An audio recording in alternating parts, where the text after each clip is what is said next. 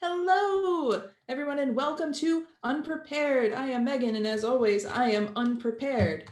Except I am prepared to play a game with some pretty cool people. So, sorry for the false advertising. Believe you me, I am unprepared for literally everything else about this stream, but I am prepared to have a good time.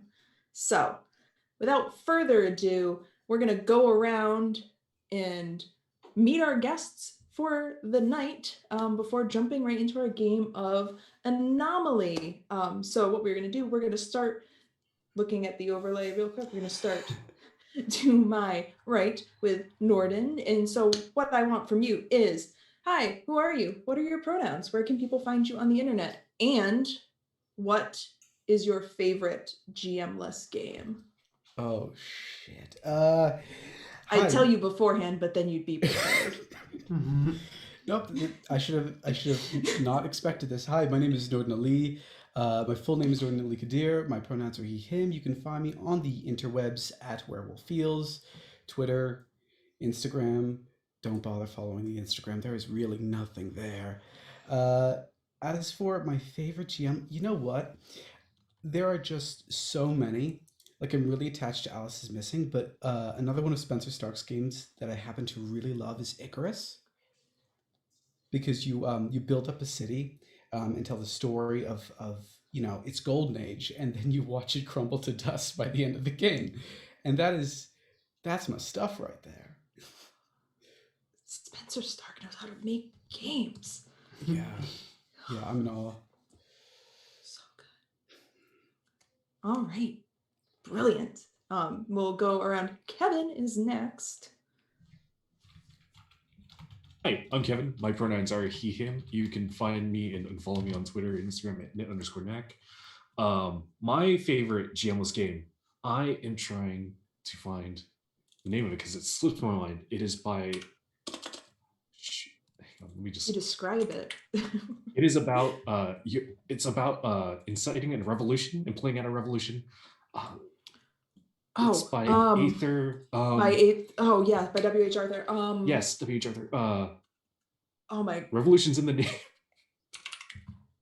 I know. I can see the cover of it. It's got like Yeah. red smoke on the cover. I see it so clearly in my mind. Oh my gosh, what is the name? I feel so unprepared. Oh, that's roll credits. We're done. Pack it up. What's the name of this game? Where is it? I know. Because you played it on Jess's channel. Yes, I did. I watched that it was stream. Super fun. we led an Aquarian revolution in a water world type setting that we made up.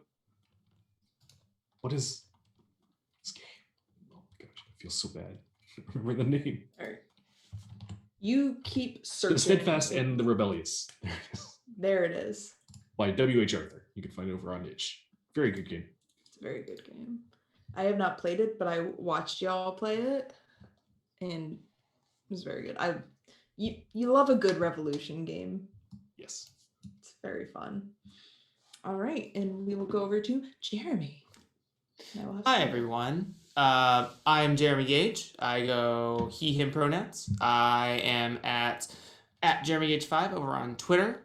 And my favorite GMless game at current is probably going to be Ironsworn with Sean Tompkins, mainly because I really enjoy the Oracle system, like all the tables and stuff in the book, and with the companion piece Ironsworn Delve that also came out after that. So that's my pick of the week.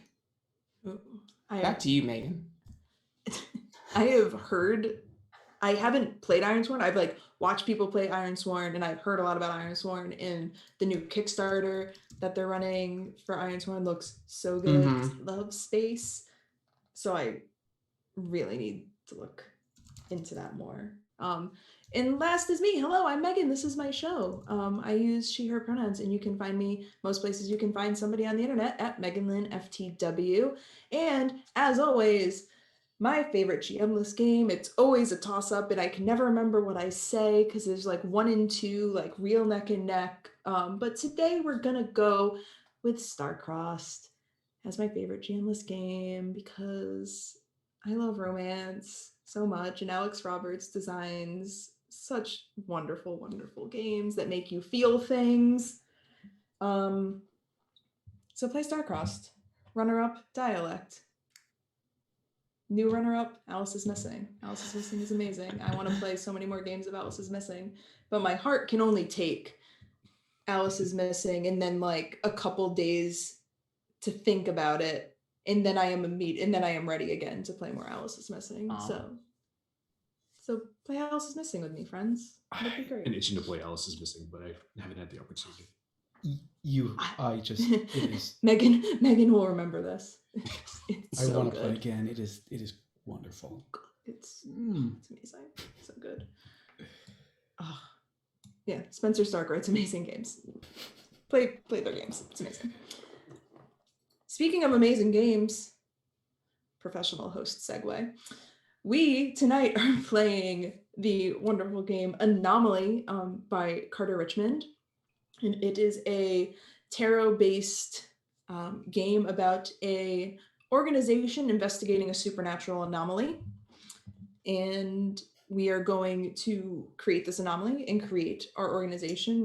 We'll investigate it and see what's behind it. And then who knows what happens. We're going to investigate it until there's no more investigation to be done. So we will walk on through. Gameplay is super, super easy. We have done no preparation whatsoever because that is against the rules of the show. So we will start right from square one. We're going to jump right in. And the first thing to do when we are playing Anomaly is to think about who our organization is. And then once we figured out who our organization is, we're going to figure out what our anomaly is and where this anomaly is that we are investigating. So some examples in the game text that we can kind of use to like bounce off of is a shady extra-governmental task force, a secret society, a university's paranormal investigations department, a cult, a cyberpunk megacorporation, or an institute of witchcraft and wizardry are some potential organizations. In reading those, I will always defer to my guests as what we choose to do. But I just got like big Scooby-Doo feels. I'll play the dog. Because I love Scooby-Doo. I feel However, like I'm a So, I'm Am I gonna be Fred? Fuck. No, you can be Daphne if you want. Shaggy. I'll be Fred. Or just Shaggy. But that was I'll where be the my dog. mind went as like a play off of like a team, or not necessarily team, but a paranormal investigations group, like like a meddling kids type thing could be. also bro ghost hunters from like those old sci-fi shows. Hey, are you here? We're all jocks. Yeah. Hey demons, it's me, your boy. Yeah. Oh, God. Chad, Alex, Mike, those are all good. Yeah. But if I feel like anybody I commit has to that now. any thoughts of what kind of I'm gonna put like big air quotes around organization. Right. In what organization we are representing. Peeps in a van. I kind of like the idea of a paranormal investigations department, but one with maybe multiple arms. So there's, faith-based people involved. There's academia science people involved, and witches too. That's cool. Like your science expert. It's like I'm getting big WandaVision feels. That's like, we don't know what's going on. We're gonna grab somebody from literally every department that exists, put them on a team. Your caterer, great, you're hired. But I kind of like the idea that it's like a task force from various disciplines, as it were. Pods of supernatural. Yeah, all about it. Yeah. Yeah, A lot of that's different cool. disciplines to pull from. Yeah, because you've got I like the idea of there being like a religious expert and like a science expert and like a magician, and then you've got your and then you've got to have your person that doesn't believe in any of this.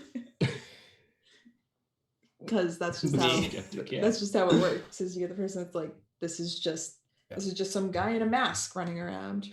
Yeah. That's how you summon the demon, just by saying it doesn't exist. Yeah. I like the pods idea because it gives us a lot of latitude for like NPCs on the fly instead of thinking about something a little bit more specific.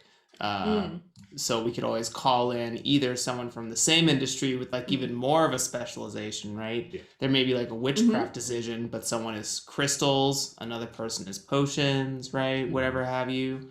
So I'm here to ride with Norton's idea. Yeah, that's really cool. And the other thing about Anomaly, for the folks at home, is none of us during this game will play one specific character. We are playing this organization in its entirety. We will create individual characters as part of gameplay, but no one person will be responsible for one character. We kind of do everything. So an organization like this works really well because we're able to pull characters into existence as we need them, and otherwise the rest of the organization can be very ambiguous, which is super fun. Cool. So now that we have that, should we think of like, should they have like a cool name? Like my mind immediately went to the Institute because I was thinking about Fallout 4 earlier. But like some kind of overarching name that they represent, like something a la the Institute, like just Mhm. like my You mind know, is just what is that meeting of the minds? Like when you get a bunch of like like a Brain trust. Like a- or Shark like Tank. a Quorum. summit, like a conclave, a caucus. I like the idea of the caucus. Congress foreman. Caucus. Caucus. Foreman? Forum. Forum. Yeah, The forum, foreman. yeah. The forum. Not an internet forum. The Forge. Oh god, no. Conference. Yeah, conference. Hmm. Like that. Conclave? I like all those. Conclave is cool too. I like conclave. Caucus is fun. Conference. I feel like there's an option. I like this, an encompassing one, but I also something like this is very like Templar, Freemason stuff where like we've been around since the 600th year of existence for supernatural stuff. So it's like, I don't know, the Iron Rosary Conclave or something like that. And now we just call ourselves the IRC, and everyone thinks Yeah.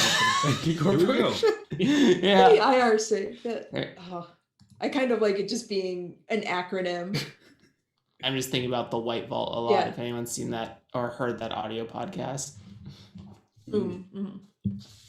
The IRC. Okay, I like it. Yeah, I'm sold.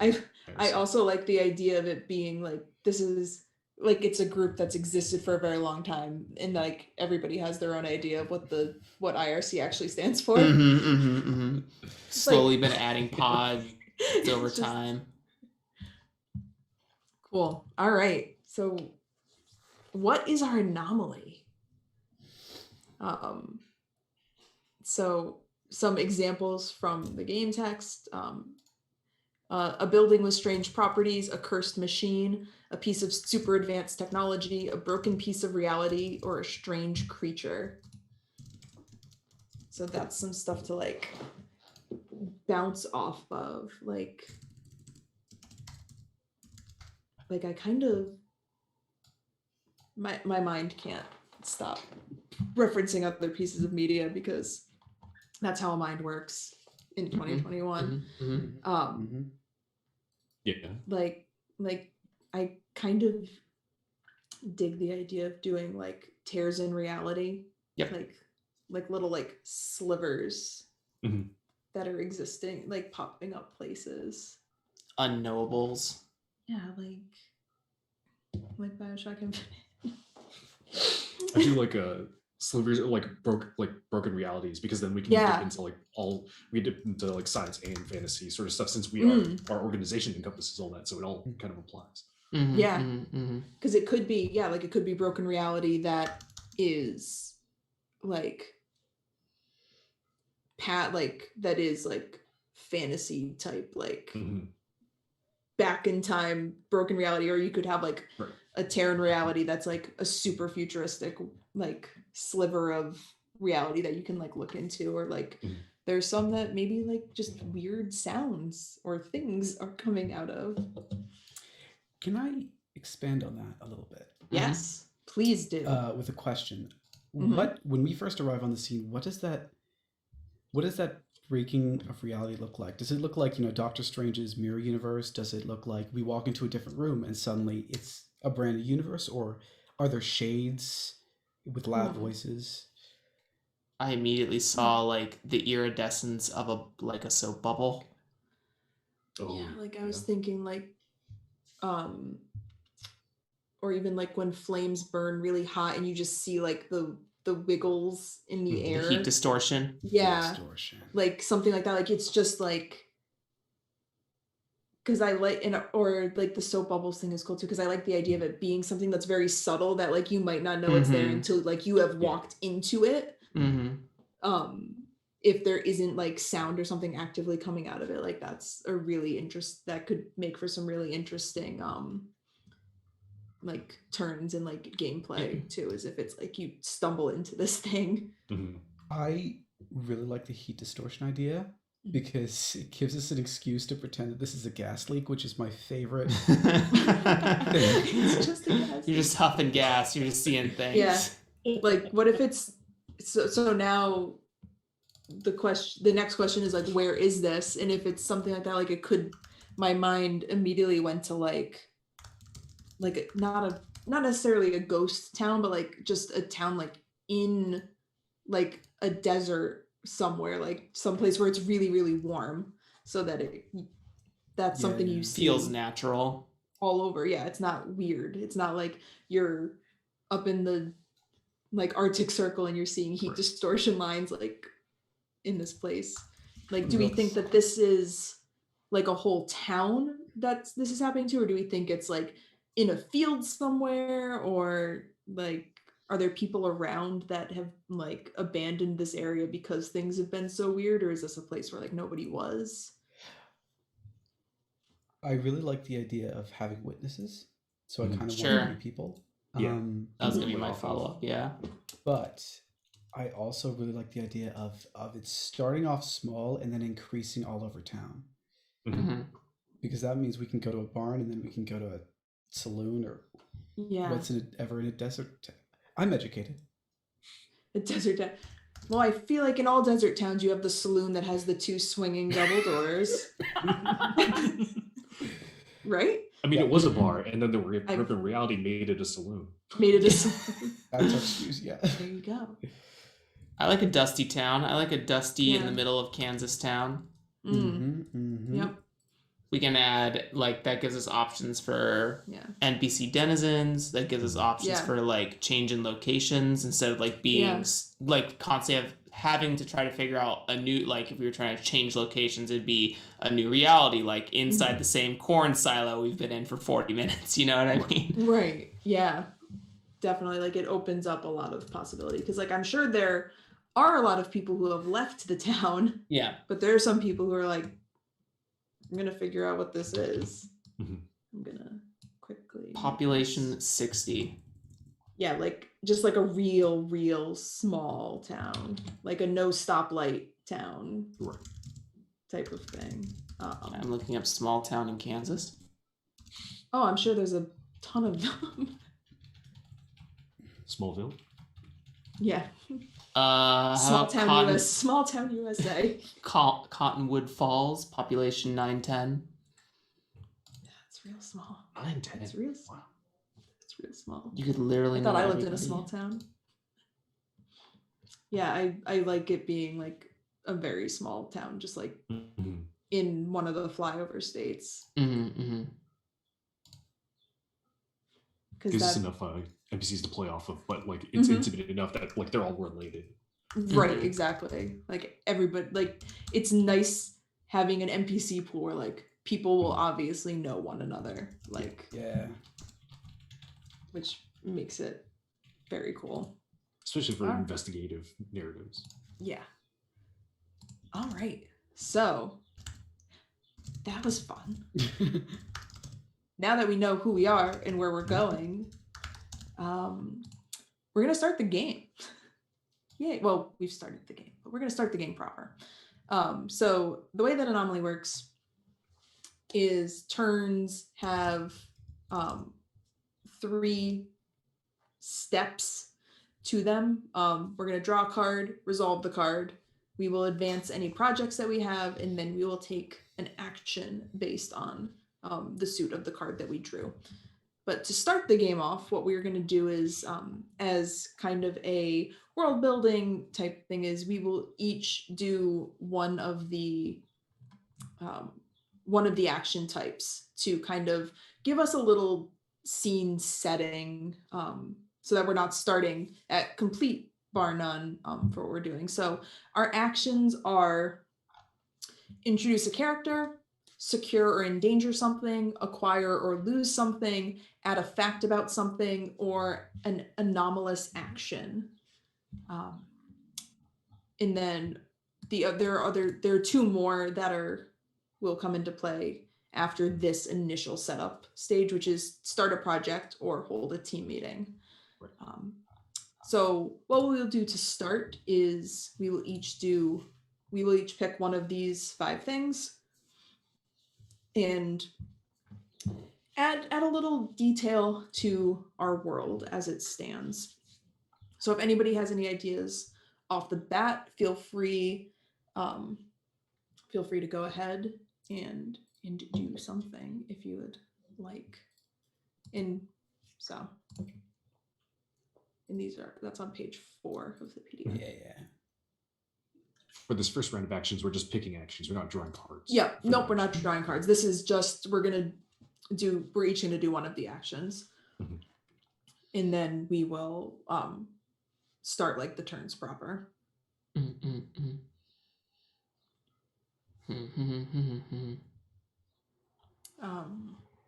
But I'm going to introduce a character. Okay. And my character's name is Jim Williams, and they are the mayor of Small Town, Kansas. I have decided the town's name is Small Town. Yep. So Jim Williams is the mayor of Small Town, Kansas. And he is the one that has called the IRC to come and investigate these weird tears and broken bits of reality within Small Town. Smallton, Kansas. I don't know if that makes it Chap. better or worse. It could be both. It was originally Small Town, but we lost the W.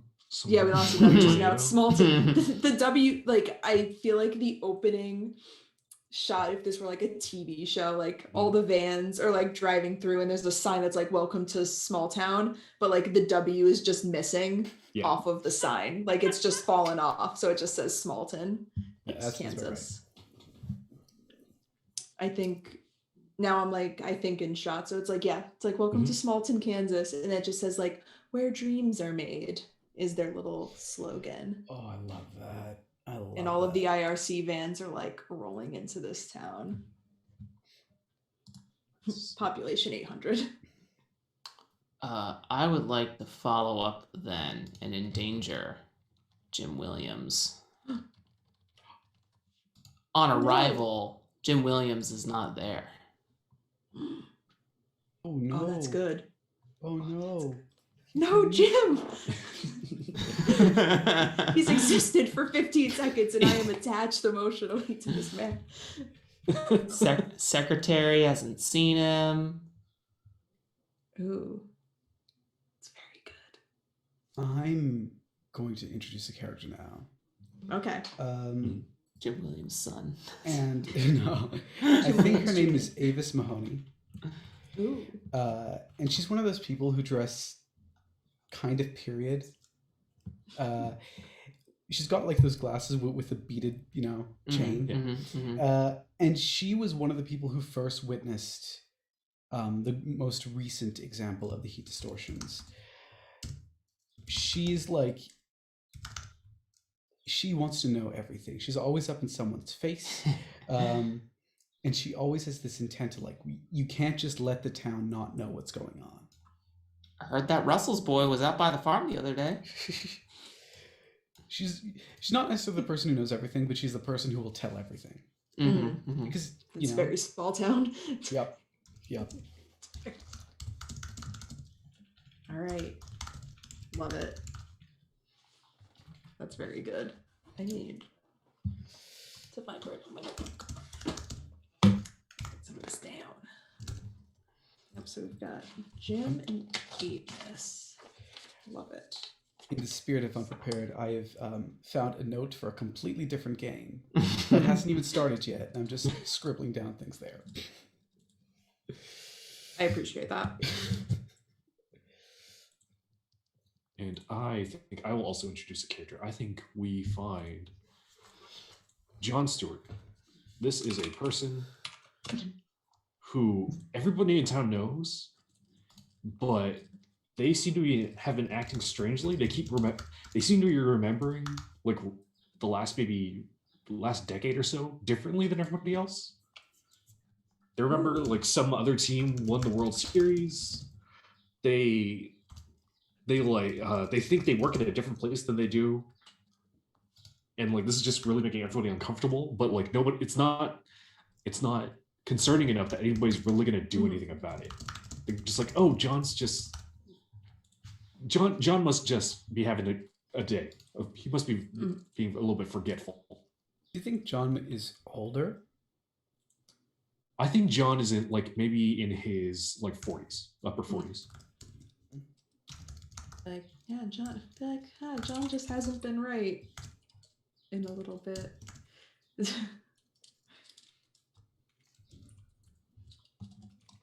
Very interesting. Cool.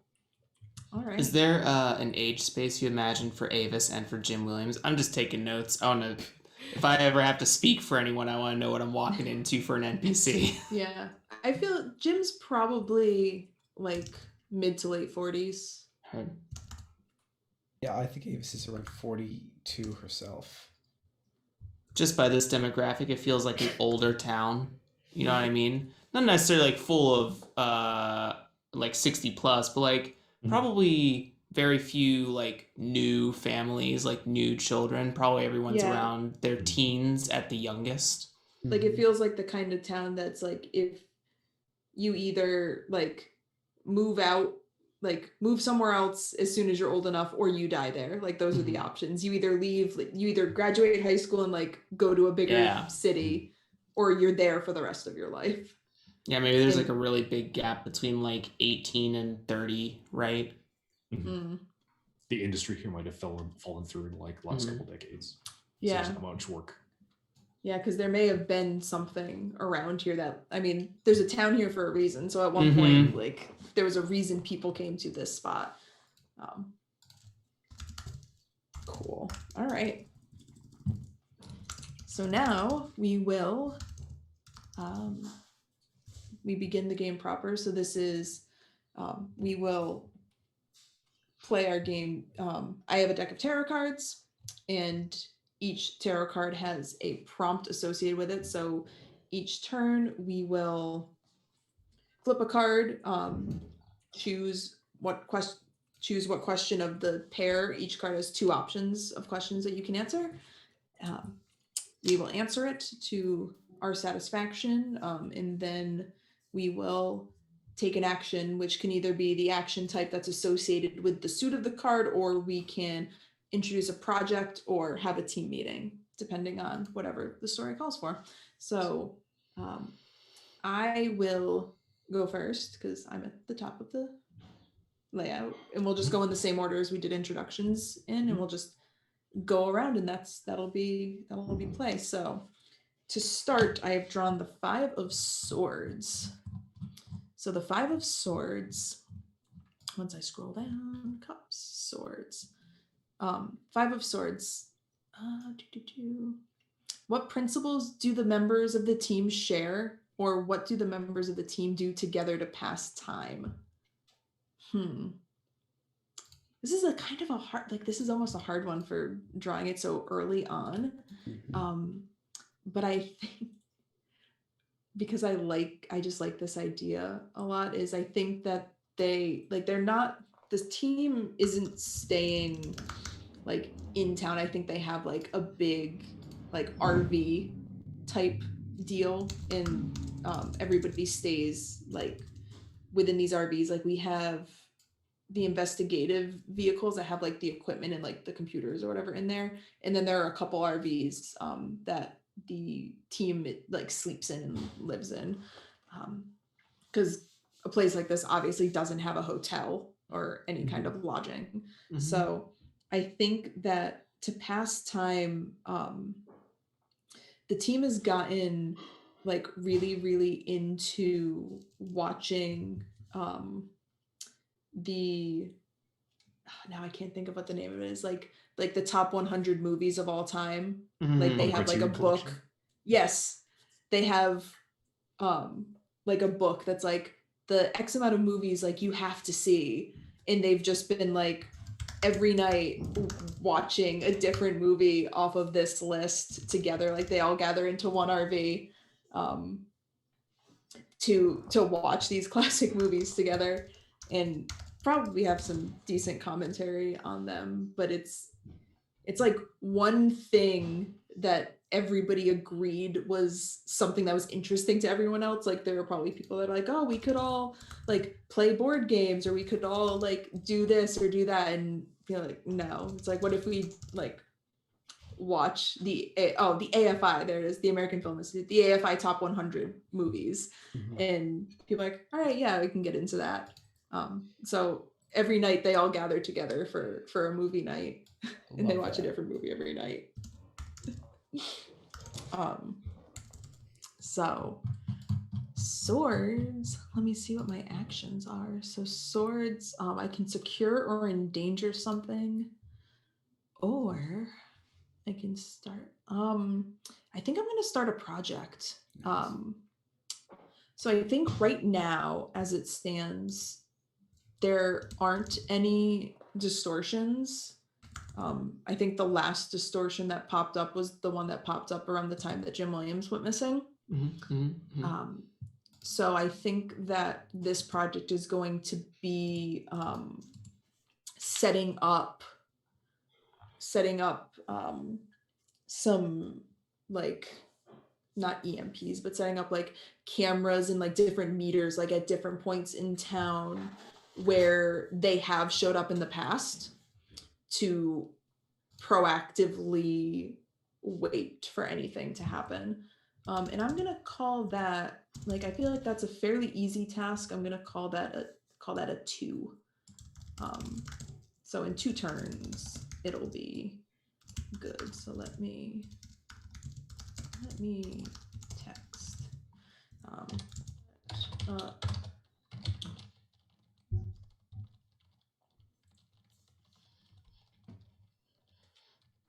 I mean, that's like this the startup setup stuff. We're too busy watching movies though. I'm looking for Jim. Come find Jim. Would it be like that each turn might represent like a couple of days, like each round of turns might be like, you know, we set up the perimeter for like 3, just to give my brain some like chronological thought processes. It can be as long as we want it to be. But generally, yeah, like I think I like to think of it as like, this is a couple days type of deal, and then that could change as we play through the game. Like if things start escalating, it's like we're going to be here for weeks, months, etc., etc. Totally agree.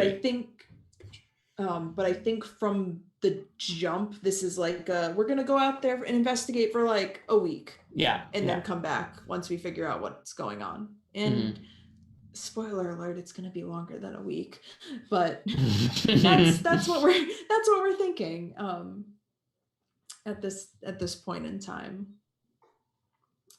So that is my turn. So Norden is going to be next, and I will draw you a card, and your card is the 2 of coins.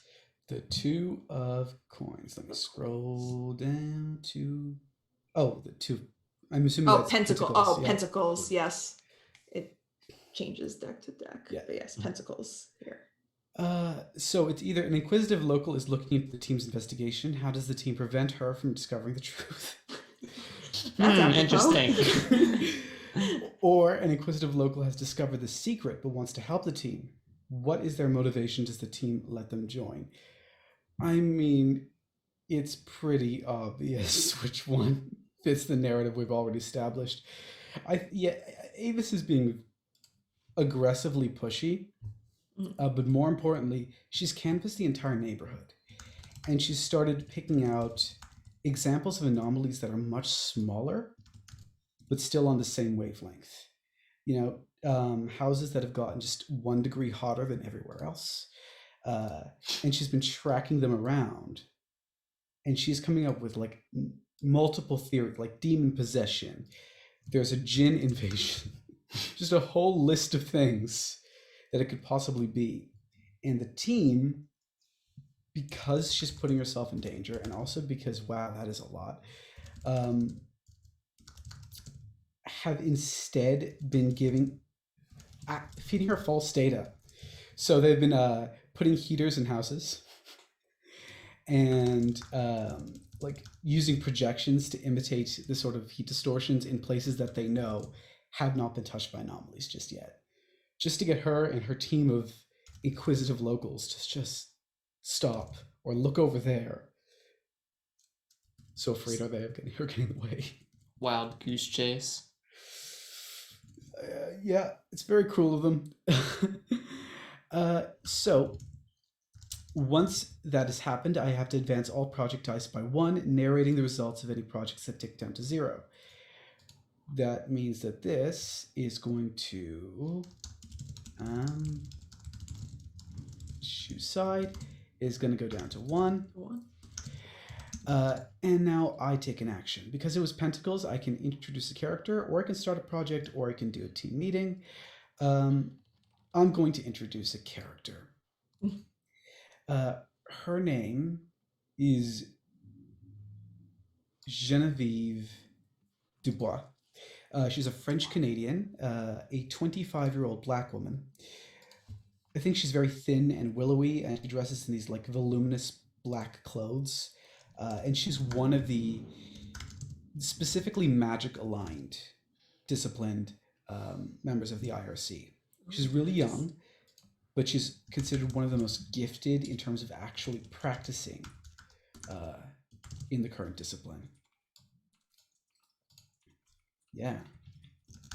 I love her already. I'm sorry, what was her discipline? I missed it. Magic. She's a... Thank you. And her pronouns are she, they.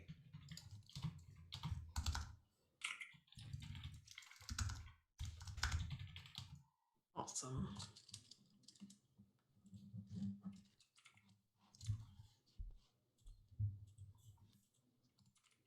All right. So Kevin is next. And Kevin, for you, you get strength. Strength. Yeah. Major Arcana. Major Arcana. The anomaly displays raw power previously unseen. What does this demonstration of supernatural power look like? I think...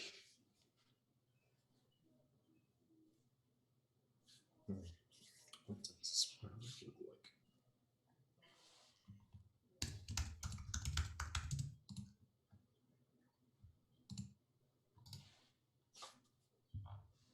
The visual indicator was the heat waves. That, what does it look like?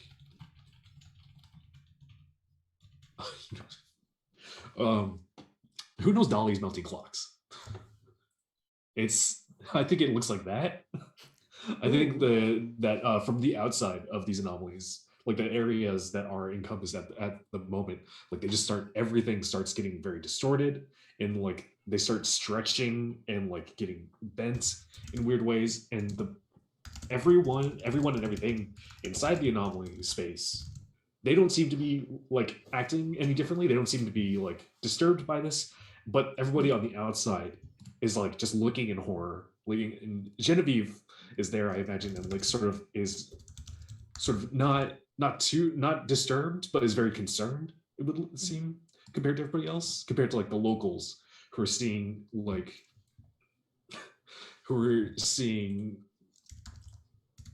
old Debbie just like become 9 feet tall and like sort of twisting in a spiral. Oh yeah. As she's just walking across the street with her groceries and things like that. That's very cool. Yeah. Super distressing. It's probably fine. So the town is having a literal meltdown. Yes. Love it. Yep. All right. So now you get to do an action. So you can either start a project, have a team meeting, or because you had a major arcana, the anomaly can do something. Let's see.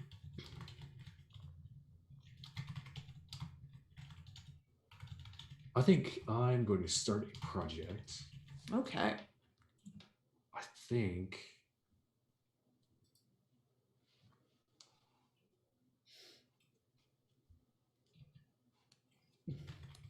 I think the project is to find Jim.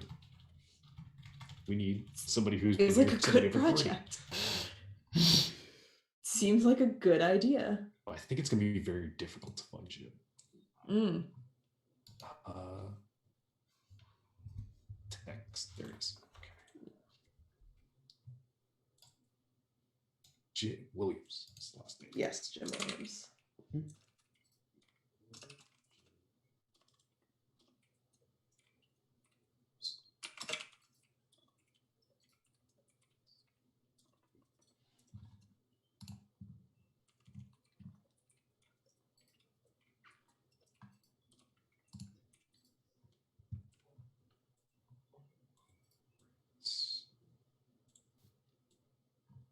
I think it's going to be, let's say 5 dice. It's going to be very difficult. Yeah.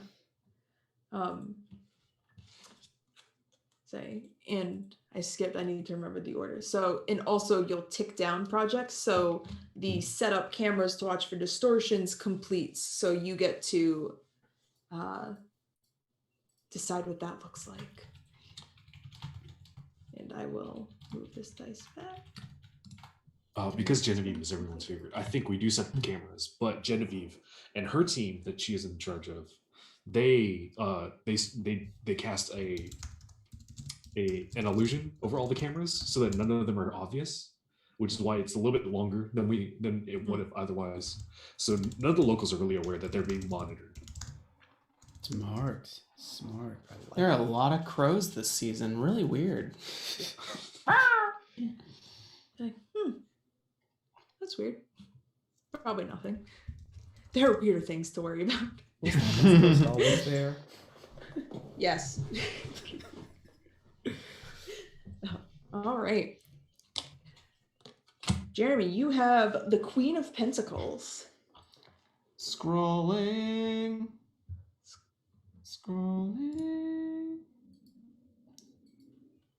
Pentacles. Queenie.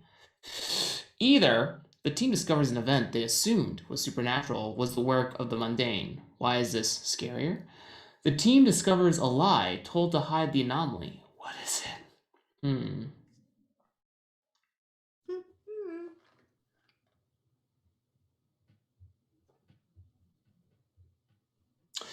I think that the team discovers an event they assumed was supernatural was the work of the mundane.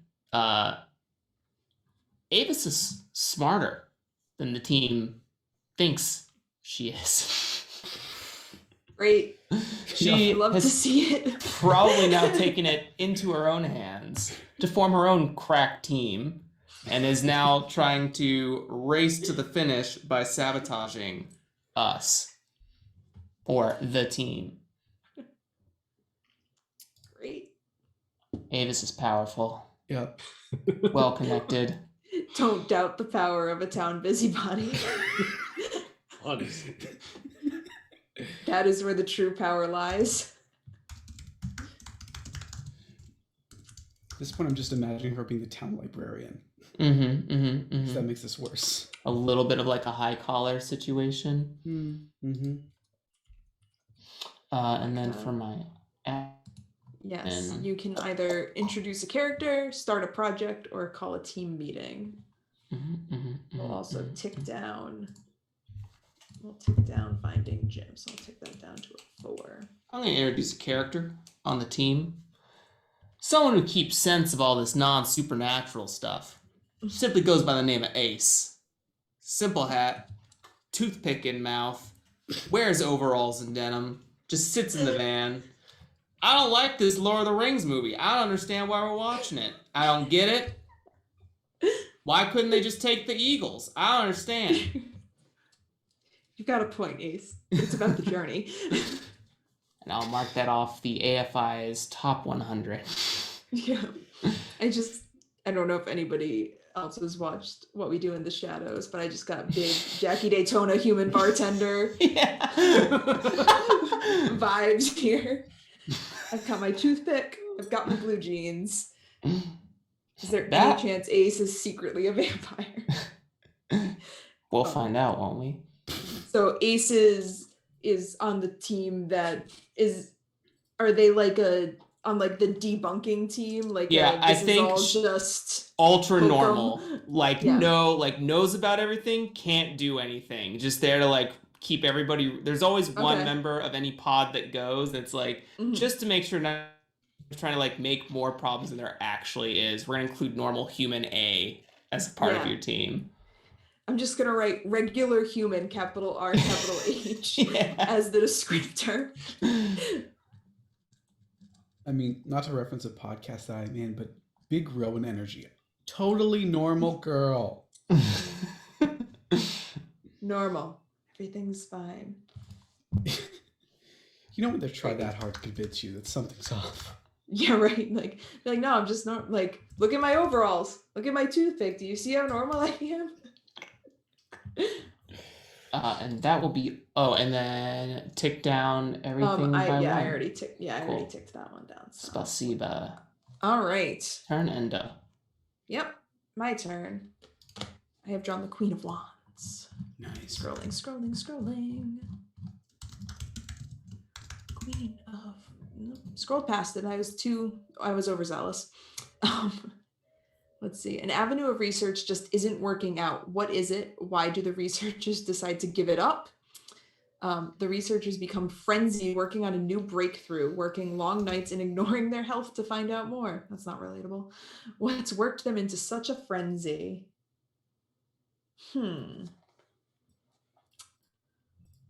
I feel like it's too early for us to like have a line of inquiry totally tapped out. So I think that the researchers, I think as a result of Genevieve and her team, like looking into this newer anomaly that just popped up, I think that they have started investigating the avenue of it being like a magical distortion, and have really like put all of their efforts into like various kinds of like spells and counter spells and trying to just like feel the energy of the town and try to figure out like if it is something of magical means, and they're just pouring all of their energy and time like into investigating this from a magical standpoint, whereas before it was kind of everything was kind of split across the board. Like each pod was working on their own thing, but the magic pod has like really dialed in and is burning the midnight oil, because they are convinced that it is something of magical means. They have missed a couple movie nights. Didn't miss much. Yep. All right, and we ticked down the project, so the project is now 3. And let's see, wands. Add a fact about something, start a project, or have a team meeting. I think I'm going to add a fact about something. Why not? I think the fact that I will add is that Jim Williams is not the first person to go missing after investigating one of these distortions. I think that there have been 3 previous missing persons cases prior that are still open investigations, because nobody knows where they went or what happened to them. They just went to go look into this distortion and just, who knows? Come back. And I'm gonna make it even better. I think that the reason Jim called the IRC is because the person that went missing before him was his brother. And that's what made him like call the IRC and be like, something is wrong in my town. You need to come figure it out. Or John Williams. Yeah, I was just about to say John, his brother John. Those Williams boys always get up to something. They're always Alan up to no Williams good. always gonna get out of this one. Right now they're not. Maybe in 3 turns. All right. Norden, your card is the 3 of Swords. Ooh, we love swords. We do love swords. The team has an insider in the community. Why is this person helping? Or someone in the team is stealing resources. What do they need it for? And how are they hiding this? Oh, it would be easy to blame this on Ace, but I'm not going to do that. I feel like Ace has a bigger part to play than just a thief. So I'm actually going to introduce a new character. Her name is going to be Karen Ho. Pronouns she. And she is a pastor. She's one of the faith-aligned disciplines. She wears an angry amount of flannel. And she's Angry amount. Yeah, big butch lesbian vibes. I just love the descriptor, an angry amount. I'm like, that's good. Yeah. She's probably disregarded by most of the other disciplines right now. And this is for various reasons. The RSC has been having some factionary intersquabbles since its founding, but it's happened to the Faith Collective a bit more recently, as many things thought to be faith-based turned out to be science or even magic-based. However, that doesn't mean faith doesn't have a role to play, and there isn't knowledge shared down through faiths, which is something Karen knows really well. So she is going to steal several magical detectors and retune them to see for extraplanar demonic energy. Yeah. I support you, Karen. I support Karen too. I don't think she's a bad person, and I want to make sure that happens. Yeah. So nobody who owns that much flannel could be a bad person. Right? No. I have a habit of making NPCs people like. It's my biggest weakness. Okay, I count down the timer. There's 2 turns until Jim Williams is... Well, we find whatever's left. Mm-hmm. And swords means that I should secure or endanger something. Yep. Or start a project. Or start a project. Whatever you want. I think I described the starting of a project, so she'll do that. And I'm going to make this, I think this is a 4-turn project. It's not super... That sounds right. Yeah. And it roughly is set up faith and planar monitors, consult local history, legends and faiths,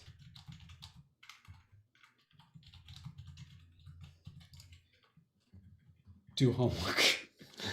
I imagine Karen's like the most outspoken of like the faith pod. Yep. Absolutely. That, like everybody else is just kind of sitting around and Karen's like, no, we're gonna get shit done. I mean, what else is... It's the whole point of being here. Yeah. Do like shit. You're here to do work. Karen's here to do work. Yeah, This is the playground. I think that some of the other like people brought as faith have kind of given in, and so they're just sitting in their RVs, visiting movie night here and there, and making sad pasta. Pastor's pasta? Karen's not like that. She's been around for she's 60 years old, and once you've reached a certain age, you're just done with people's bullshit. I love that. Yep. Good for you. I'm proud of you, Karen. All right. Next up, Kevin, you have the Ace of Cups. Ace of Cups. Let's see. There's the cups. Ace of Cups. Either what basic supplies does the team lack, or what useless supply does the team have over an abundance of? We have so much popcorn and so many movies.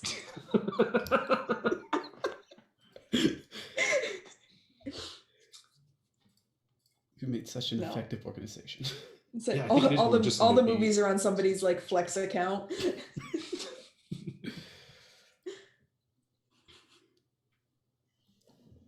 think we brought too much science equipment. I think we're finding that the anomalies are more magical based, either magical or faith based, and we've been on the RSC has been on a streak of science based anomalies.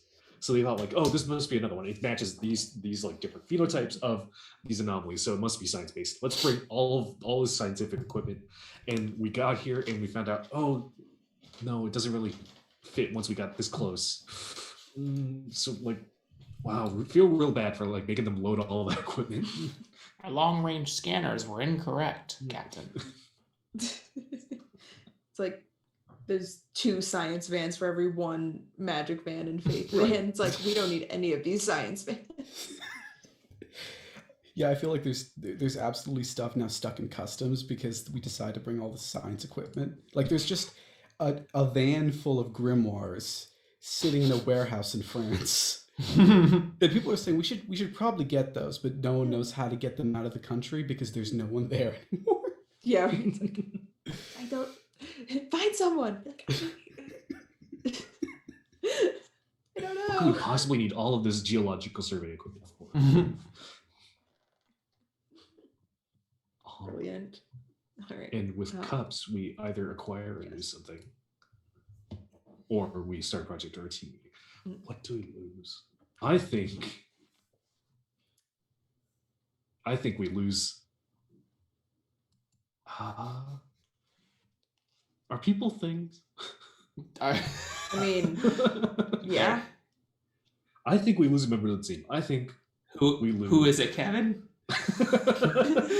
Who is it? Note that it can be somebody that has not been introduced. But it's so much more impactful if it's everybody's favorite Genevieve. No, I mean, or you could be like, we lose this person, then you create them and everybody falls in love with them and you're like, well, too late, they're lost. Gone for forever. Let's see. We lose something. Oh, you know what it is? I think we lose contact with the outside Oh, world. cool. We lose like internet, phone, all of that stuff from without like, let's say like a 200-mile radius of the town. I can't get HQ on the tube. Yep. Yeah. And also we need more pasta. That is shitty. Oh no, that's bad. That's not great. That's not. All right. Well, that sucks. Yep. Cool. You love to see it. Now we're only stuck with the 100 movies that we have on DVD. Yeah, we only Can't have stream 100 it. movies. What are we supposed to do with only 100 movies? Better not be here longer than 100 days. Spoiler I'm alert. burning through 3 movies a day. What do you mean? The science team is like jumped ahead in the list, but then has to rewatch them with everybody else so that nobody knows they jumped ahead because they don't have anything to do. What a crap team. Like somebody was like, man, I was live tweeting this. Oh shoot, I would totally live tweet a supernatural investigation.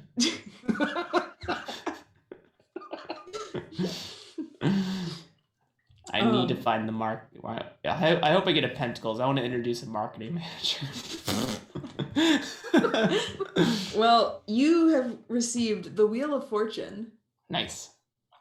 Major Arcana. Lit. Wheel of Fortune. The anomaly baffles all predictions. Roll all project dice. If there are no projects, everyone at the table starts a project. So I think that means I select random side. Is that in what each of that? these. Ooh. Oh Yeah. shoot! Things about to. Ooh. Oh no, Jim! Jim! All right.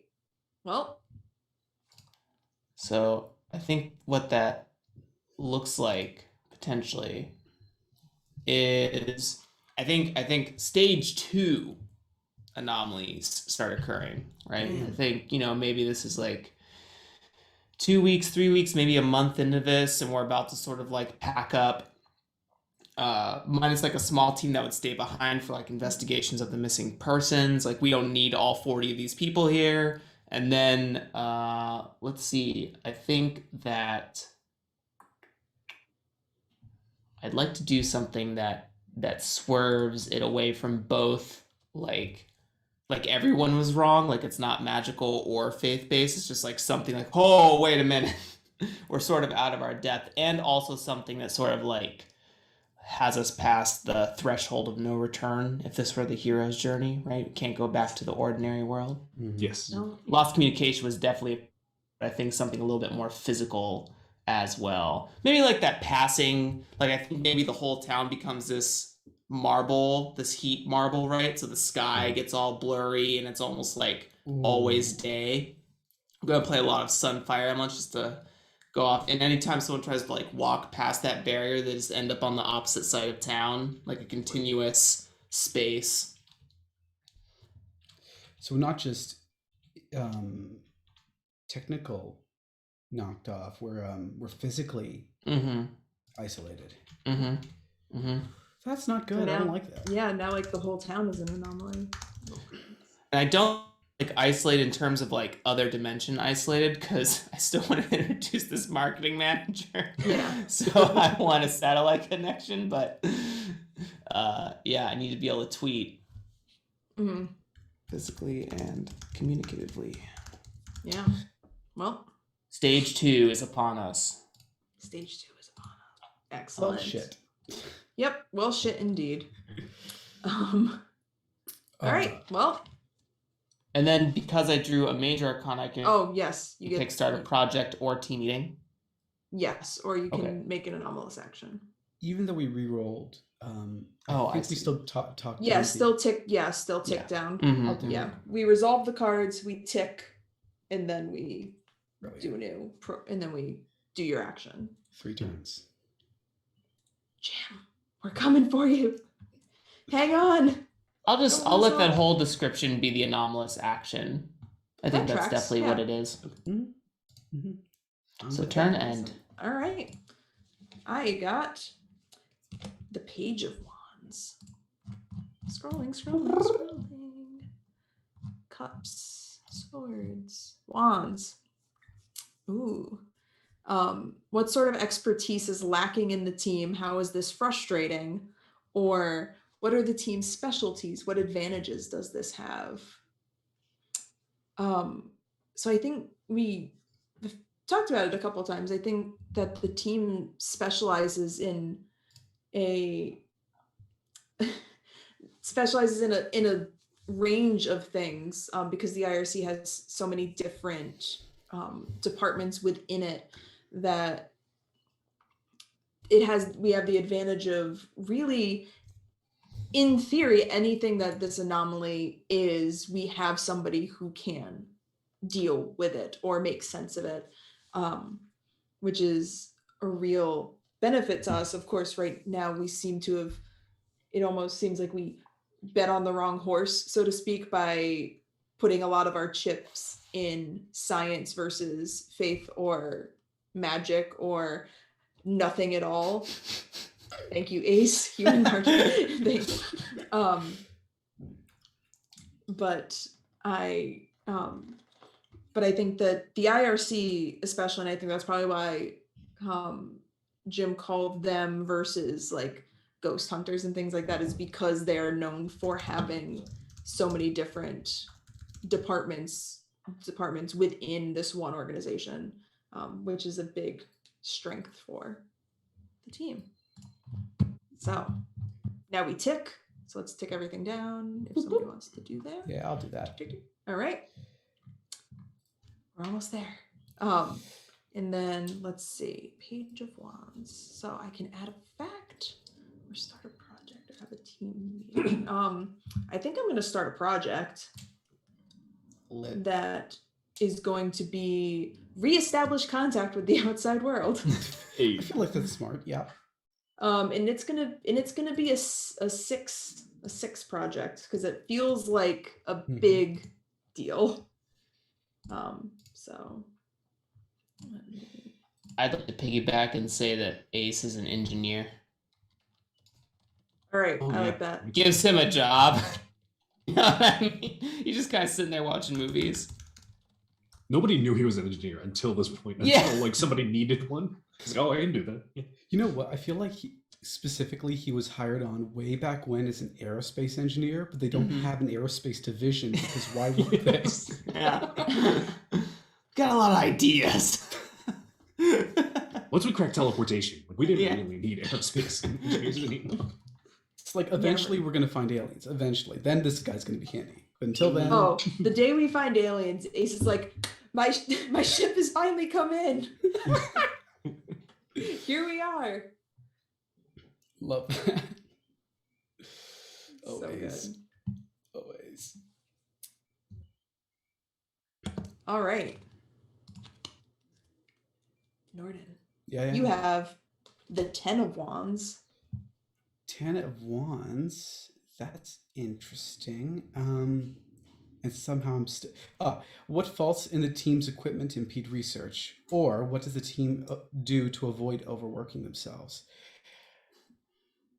I think every single piece of science equipment has now spontaneously, internally combusted.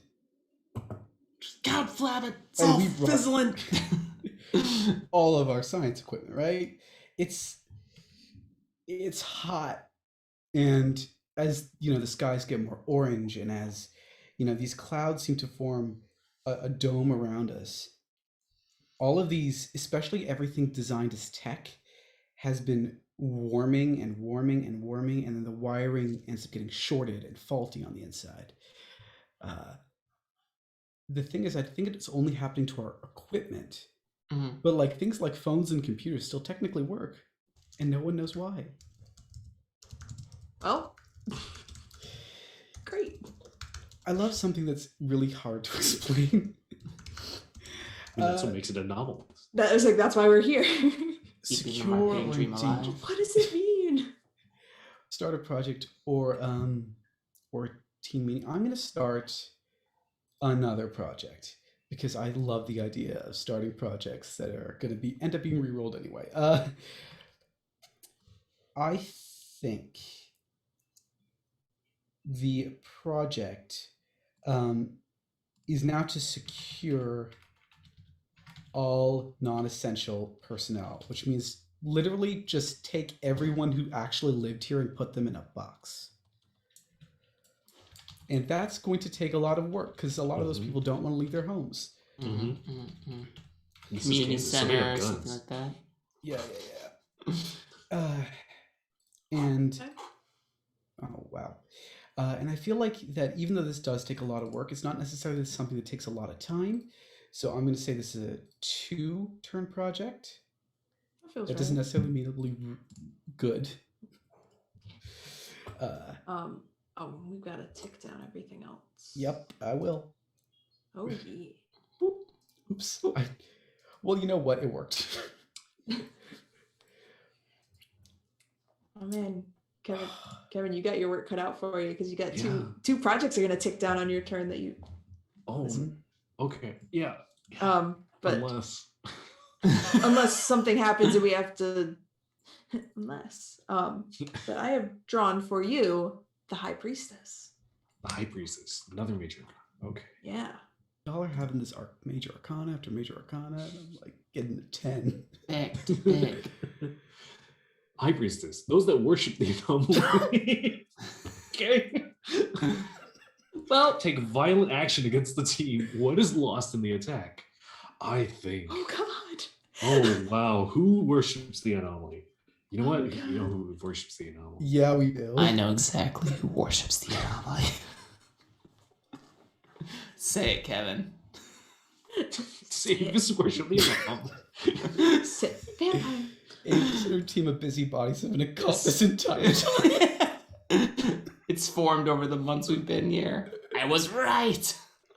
Really, the more they got to know the Anomaly, the more affection they found for it. It really didn't has have to a lot be of this good way. points. It didn't have to be this way. That's the scene. God. It's This it's is the the only security way it could have teams. been. It's the RC security teams like rounding all the locals up, and then they come around to Avis and her little posse, and Avis is just standing like it didn't have to be this way. And then Avis is just like, I disagree. This is the only way it could have gone. And you're just like, just gonna slowly back out of the room. What is Well, lost to attack? they explicitly take violent action against the team. I think what's lost in our attack is all of our security folks, everybody who has like any degree of like combat training, anybody who's not a researcher. Avis and her little cult just melt them. Oh fuck! Oh no! Ugh. I'm just writing like every terrible thing that happens in all caps, and that means everything that we've written is in all caps. It was Avis all along. Yep. So now we have lots of information and lots of ways to find information, but we have no ways. The team has no way to defend themselves from these threats. I have a question. Physical threats. On the project section, it says when the project's advanced tick the tie down, when it would go to 0, the player who started the project explains how it went to the end. Oh, Ah. because I thought it said explain narratively how that. Yeah. Yeah, we can do that too. Doing it live. Yeah, we're doing it live. We're unprepared. Yep, that's the whole theme of the game. It's the whole thing. So. I do have one more question specifically about the worshippers. Yes. How do the worshippers worship?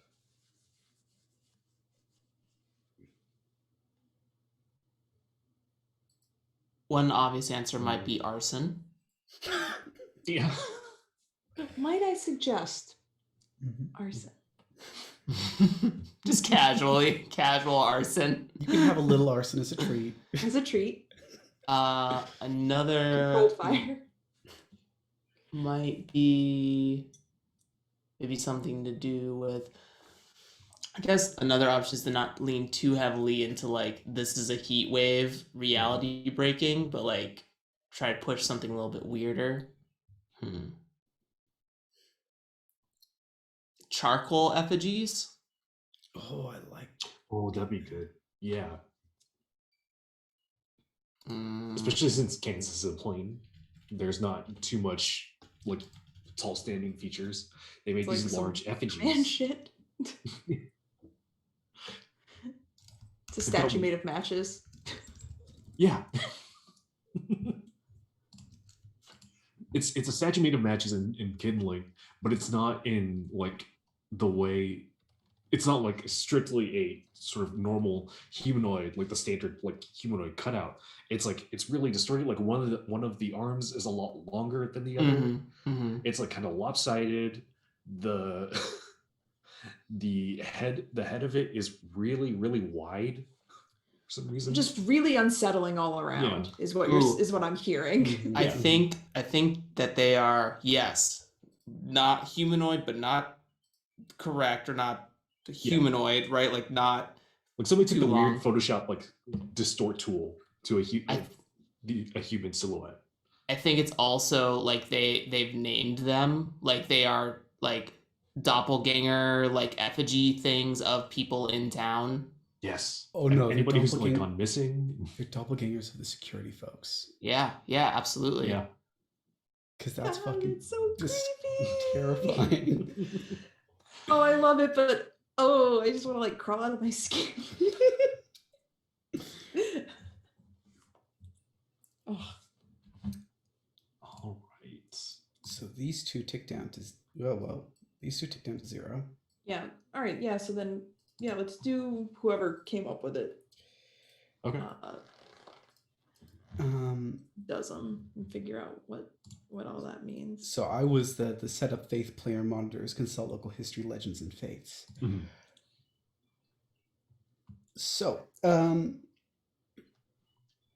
I think that in their research, what they have found is practically minuscule, but it does indicate this sort of thing has happened before. Not to this town, but to other towns.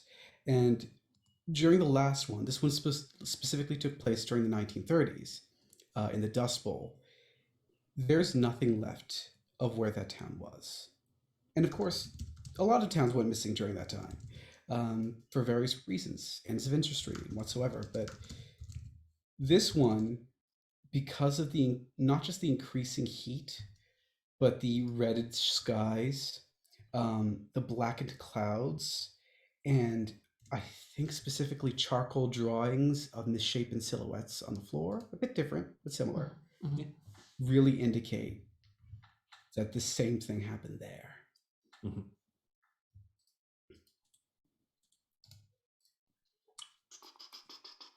Now, what happened to Jim? Yeah, what did happen to Jim? I What think did happen to Jim?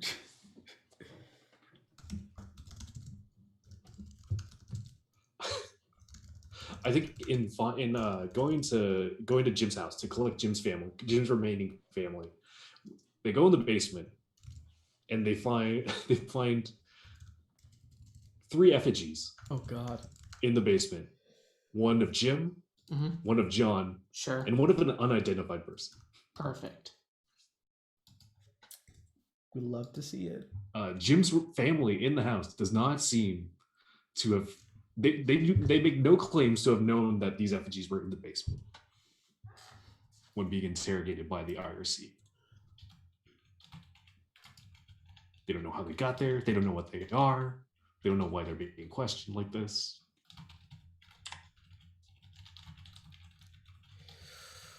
I don't like that. Don't like that. Don't like that. I like it. I'm here for it. Give me more. Um, I'm not afraid. Yeah. you still gotta do a thing. Major Arcana, I can either take an anomalous action and start a project team meeting.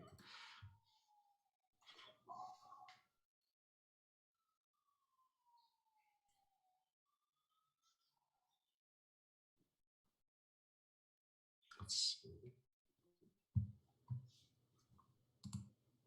You know, let's have a team meeting. We haven't had. This seems like a good time to huddle up. Seems like a good. Yeah, let's circle the wagons, as it were. Yeah. Let's see. Are there details on how to conduct team meetings? Yeah, so it's pose a question from the point of view of someone in the team, or a statement or order from someone within the organization. Each person responds representing the perspective of another part of the team, ending again with the person who posed the question. Right. Okay. Pose a question from the point of view of someone in the team or a statement. I think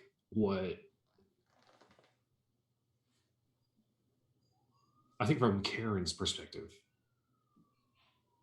Karen would like to ask if this is strictly a witchcraft oriented anomaly. And Karen seems to have found like that history and that folklore, but does not think it is necessarily a more faith oriented. While they're like sort of very closely tied, Karen is posing this as a question, but also kind of passing the buck. Is this like Karen wants to put a lot of the burden and responsibility here on Genevieve and their team, and it's like asking, kind of like posing the question that way. Is this a witchcraft thing, Genevieve?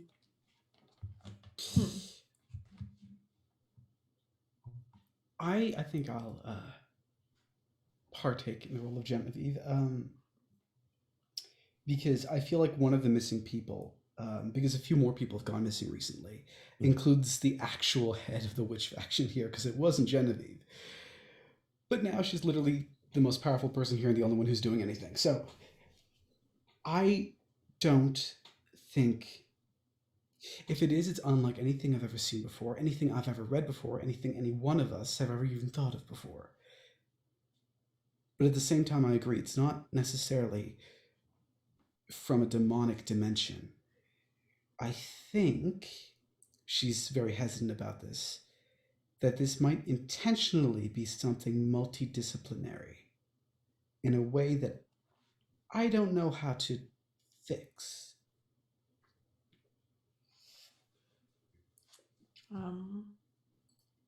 Yeah, I think I will answer as I was trying to think of a snazzy name. I think I'm going to answer as somebody from the science department, whose name is Dr. Tuesday Tate. and they will be like, many people on my team have ruled out science as an explanation for what's happening, but there are some of us, myself included, that have not given up that it is something that science can explain or at least help make a little sense of. After he bangs his head on a cabinet inside of one of the machines he's trying to fix, I think you're all missing a crucial element to this that we established long ago when we got in this town, okay? Mhm. We've talked to everyone. We've interacted with everyone except for one individual. Y'all forget about Mr. Ravens won the Super Bowl when the Steelers should have won? Y'all forget about how there should be a family of children living down the road when there ain't one? I'm talking about Jon Stewart. I'm talking about Green Jon Lantern. Stewart. Oh, totally. I'm talking about multi-parallel universes, right? Can't be explained by science, not faith, not no magic. Unless you've seen the Infinity Wars, which is pretty much a good movie on this list. But I mean, it wasn't on the list, but it's a good movie. I like the Endgame. Didn't care so much for. Anyways, that's not the point. Jon Stewart, I think, holds the key. I think that all these doppelgangers and all this heat wave distortion, hooking nonsense are timelines converging all together, right? Right? You follow me? And we can only have one copy of a person here at a time. I think they're setting up for the convergence. But hey, what do I know? I'm just an engineer. But we have record that this happened before. If there's been some sort of convergence before, surely we would have already converged. Potentially. If it could have gone through. If it were strong enough. I don't disagree that we've been sleeping on Jon Stewart. Great. However, I don't necessarily Why so agree cranky? that it is a convergence. Yeah. And then Wait, has anyone actually seen Mr. Stewart? The last He time I saw comes him was by around overnight. Box. Oh, that's nice. We eat popcorn, have bad pasta together. Wait, hold on. If you've been interacting with him this entire time, why haven't you said anything? Why haven't you talked to him before? Why have we been sleeping on him when you've literally been there discussing everything with him day after day? Hey, I've got my own responsibilities here in the van. I've been doing them. Circuitry broke. I got my nose to the grindstone, you know what I mean? I'm just a simple man with his toys. Is we need to have stuff. a discussion about the nature of priorities. Nature priorities, this is my job. This is what I signed up to do. Well, I signed up to do a space program, but that's not a thing right now, so. The space... Why would we need a space program? Never mind. And I think Genevieve rushes out to see if she can find Jon Stewart. Right. I love it. Excellent. All right. Jeremy, Jon Stewart. I've got for you the Four of Wands. Four of Wands. I'm scrolling. Speed is key. There are many pages to scroll through. A report comes in from the organization. Not possible.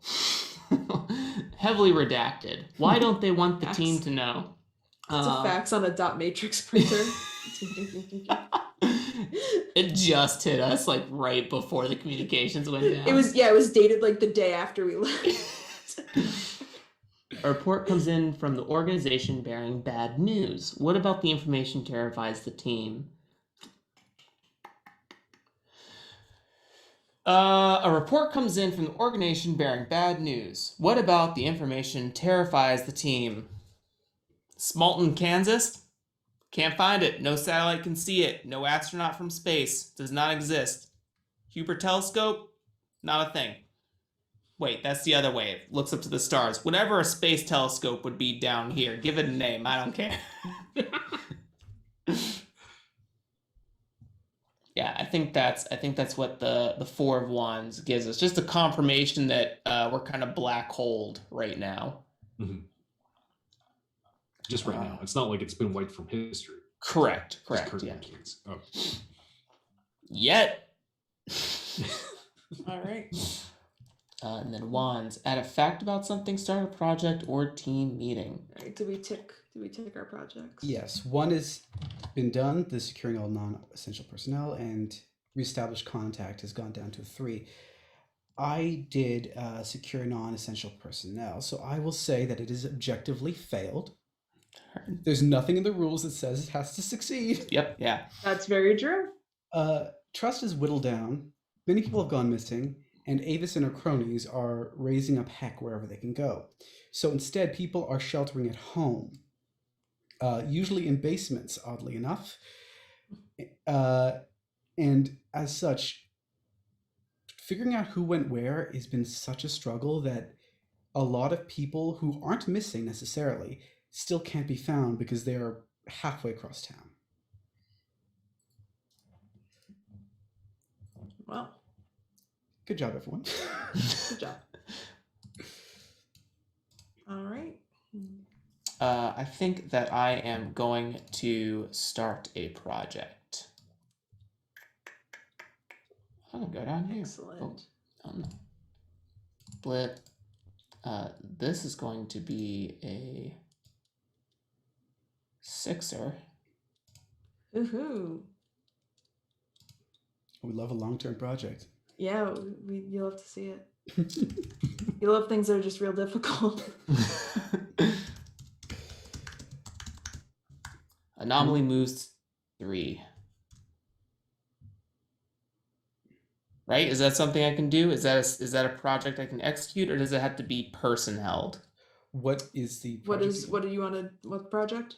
The anomaly moves into its next stage. Oh. So that would be this is like we act for the anomaly like with the card. So this would be like our team projects. Maybe we're trying But to it could track- be maybe we're trying to predict track like the energy levels and stuff to predict when stage 3 is coming. Projects don't have to be tasks the team is undertaking. They can be from the community, any person of significance, or even something the anomaly is doing on a longer time scale. JK. All right, hell yeah. We know our game. Yeah, we do. It's fine. We're prepared. We're sometimes. unprepared. We're unprepared. Unprepared. Woo! That's my project. I think I won't say stage 3 because that means we classified it. I think it just Or it moves could be to- like like the anomaly gains power or something. Yeah. Like that. I have a thought. Woo! Move tool. Can we move that back into a nicer Yeah, position? here. Thank I'm you. gonna move you up to the top. So Oh, okay. see what's going on. And that will be my turn. Oh, all right, nice. So we are going to take a very quick break. And you all should take a break too. Get up, stretch, drink some water, bio, whatever you gotta do. And we will be back in 10 minutes to see what is next in store for our team in Smalton, Kansas, and this really weird anomaly in cults that exists now. We're gonna go find Jon Stewart and figure out what's going on with Jon Stewart. So we will be back in 10 minutes. Thanks for hanging out with us thus far, and we will see you soon.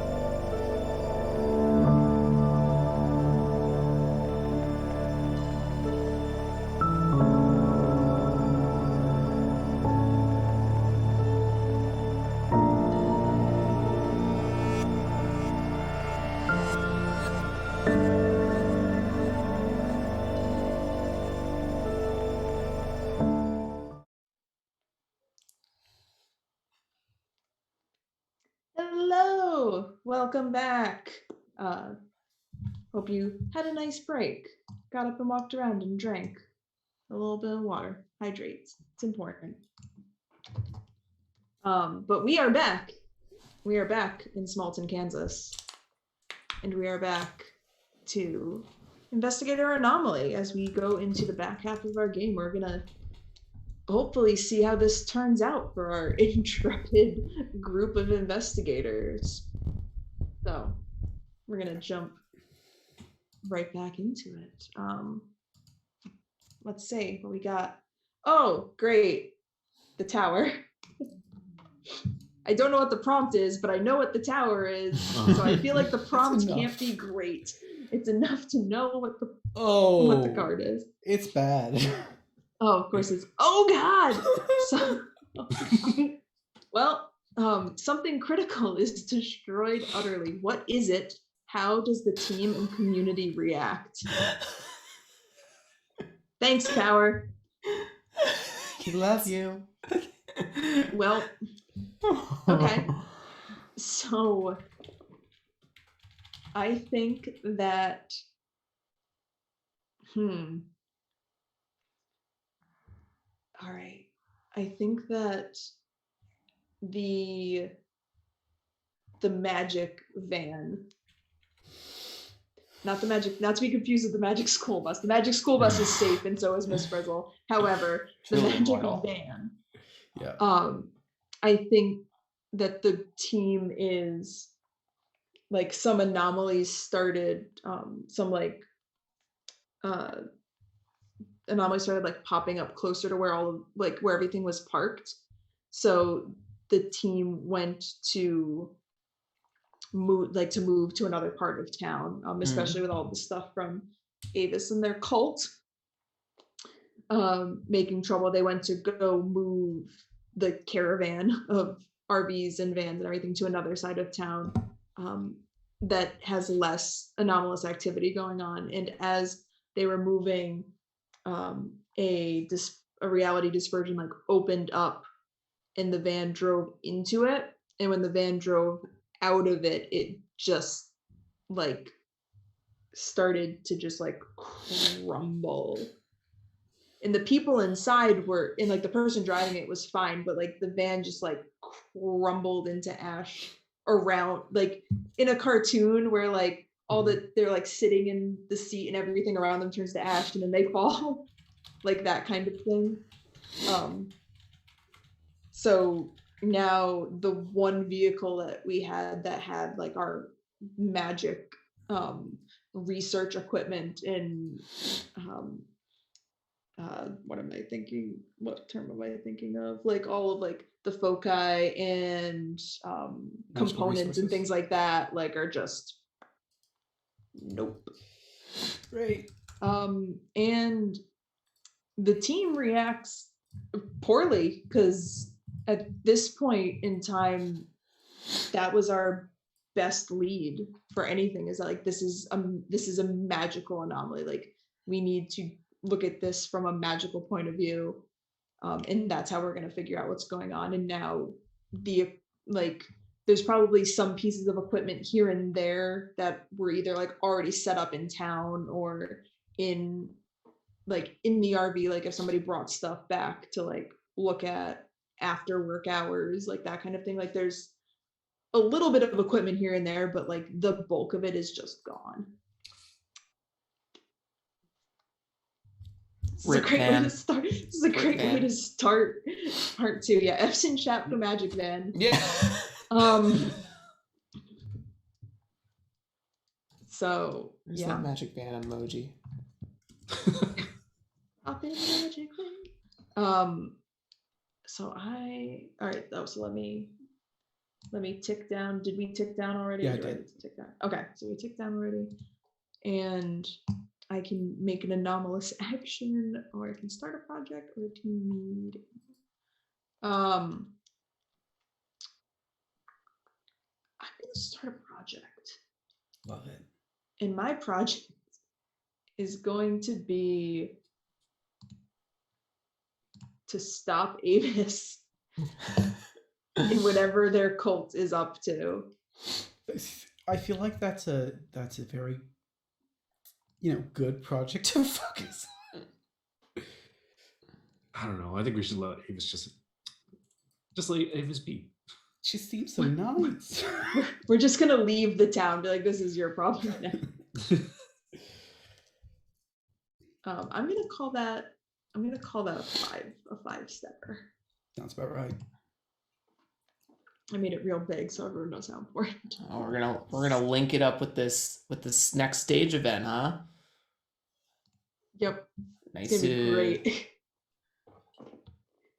Elmo fire gift.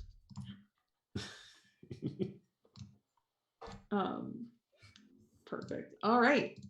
So Norden, you are up next, and you have the Page of Pentacles. Still no major arcana. Darn. Gimme! You could have Give me had the something Tower. super damaging that'll make everyone cry, please. No, there's a local population in this area blissfully unaware of the anomaly but on the brink of the disaster. How are they unaware, and how might this devastatingly change? Or there's a local population in the area unknowingly benefiting from the anomaly in some way. How? And how might this cause problems for the team?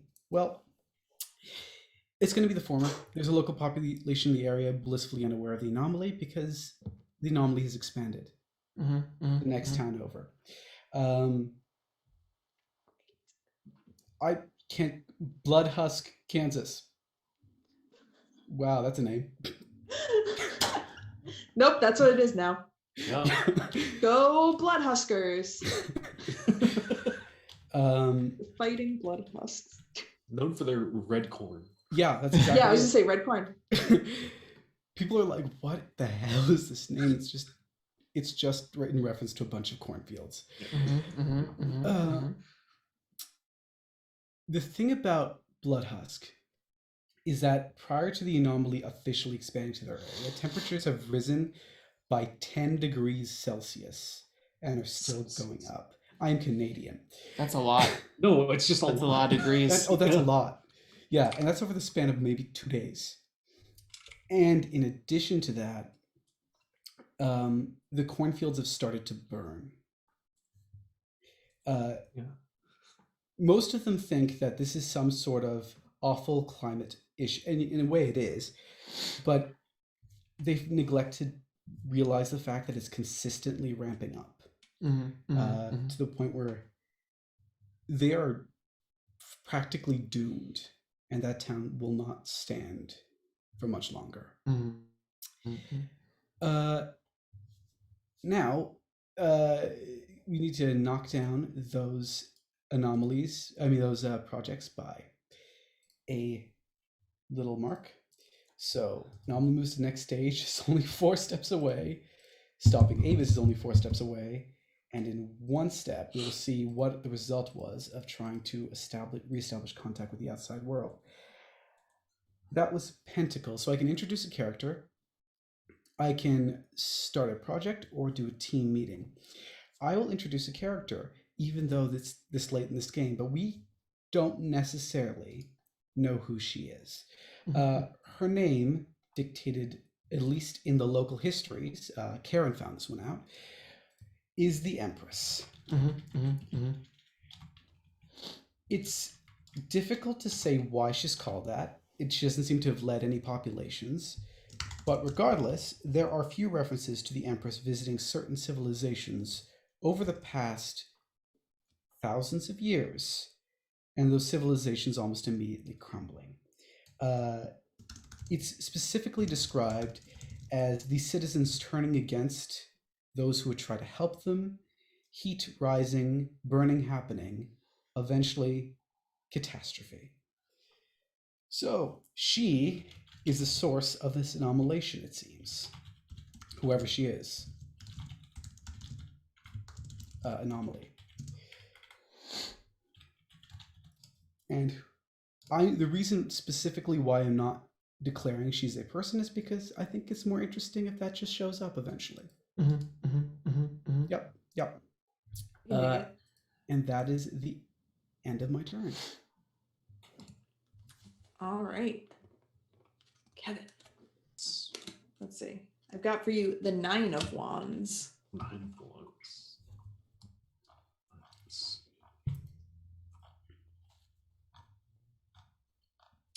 Nine of Wands. Either the team discovers a valuable, practical use of the anomaly. What is it? And what does the organization want to use it for? Or the team finds something that will help contain the anomaly. Who discovers it? Acquire it as an asset. I think I can't imagine what practical use this anomaly in particular could be. So I think we're going to find something that can contain it. Who discovers it?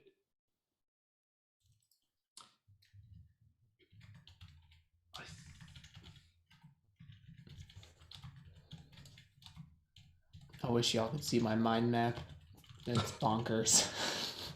It's so big.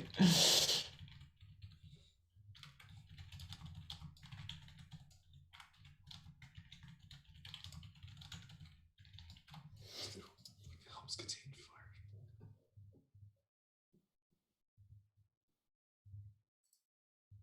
I think we find in one of I think we find in the old record section of the library where Avis works a large iron box, and Karen is the one that discovers this because Karen had seen in further research of the previous event that happened in the 1930s that when a similar event had happened and other effigies were raised, the largest of the effigies, the core of the effigy was removed from the effigy itself and stored in this iron box, sort of like cutting it off from any air or outside influence. And that seemed to have like not immediately stopped the events, the anomaly, but started to like sort of wither away. Like it didn't have the thing that was like sort of the main component of it. So it started just to fade away and things started to return back to normal. Now we have this iron box. Which is probably fine. Yeah. Okay. It's probably it's gotta be It'll nothing, be right? easy to just go get the heart of this big effigy. It's fine. Yeah. Mm-hmm. I believe you. It's cool. Okay, I believe you. And Things as that- ones, we can add a fact about something, or we, as always, start a project or a team meeting. Let's Things have ticked down, though. Mhm. So Ooh. our project to try and reestablish contact with the outside world yes. is done, no matter what the result is. And Megan, that was you. Yeah, I think it failed, but I think what happened was after trying a lot of different methods to get in contact like with the IRC, somebody was just like, you know what, like I'm just gonna drive to the nearest town or like drive until I get cell service or whatever, and like I'll get a hold of them and let them know what's going on. Mhm. And I think it's been like since, so that was a six daughter. So I think this is like 2 weeks later, and like the small group, probably like I'd say probably like 2 people took like one of the smaller vehicles and just drove, and they came back and they're like, we drove for 7 straight days in one direction. Mhm. And there's nothing, like there's no town, like it was just this town. Mhm. And then we, after driving for a week, we just turned around and came back. Like, so either the anomaly has expanded or the anomaly has gained power to the point where you just, it like you can leave when it allows you to leave. But we know that this pair of people drove for 7 straight days and didn't reach the end of town, which we all know when we came into town, like there's a town like 45 minutes away. But yeah, not so much. Everything's great here, don't worry about it. Oh wait, if they tried to go to the next town over and then they returned and the next town over was 45 minutes, were they the cause of the anomaly spreading to Bloodhusk? Ooh, yes, because that's fun. Yeah. Oh god. Like the anomaly was Yeah. trying to keep them in and was Mhm. like, I'm just gonna expand as like until you give up. Shoot. Deal. Okay. Lit. I think one, to add a fact about something. What we have found out, or a recent event in all of this. Everyone who has been we found effigies of recently. Effigies were no longer where we last saw them, but the people they were effigies of came back, and they all remember the Ravens winning the Super Bowl. I'm sorry, Ravens fans, if that's not true. I apologize if Eddie watched the show. Yeah. So all these people that were effigies, they have returned, but they all seem to have different memories from the last maybe decade or so than anybody who has not become an effigy as of yet. Kevin is on my brain cell right now. Are you in the mind map?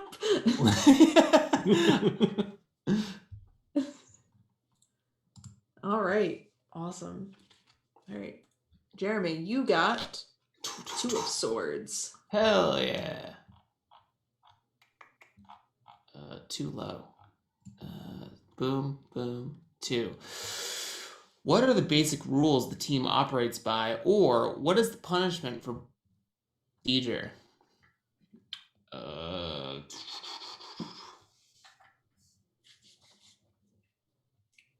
Punishment for...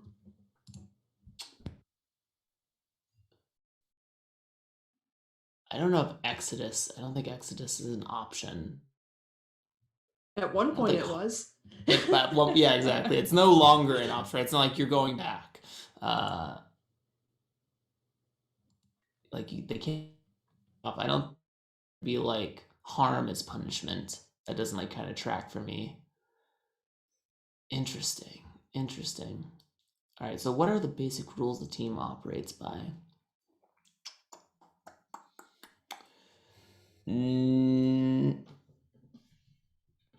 Never rule out any possibility. Wouldn't that? I mean, I guess that'd have to be like a founding principle for the entire IRC, right? Because if you have all these different industries in place, no, you shouldn't let any one person take the lead without any like substantial evidence, right? It was the magic situation with Genevieve. It was demons with Karen.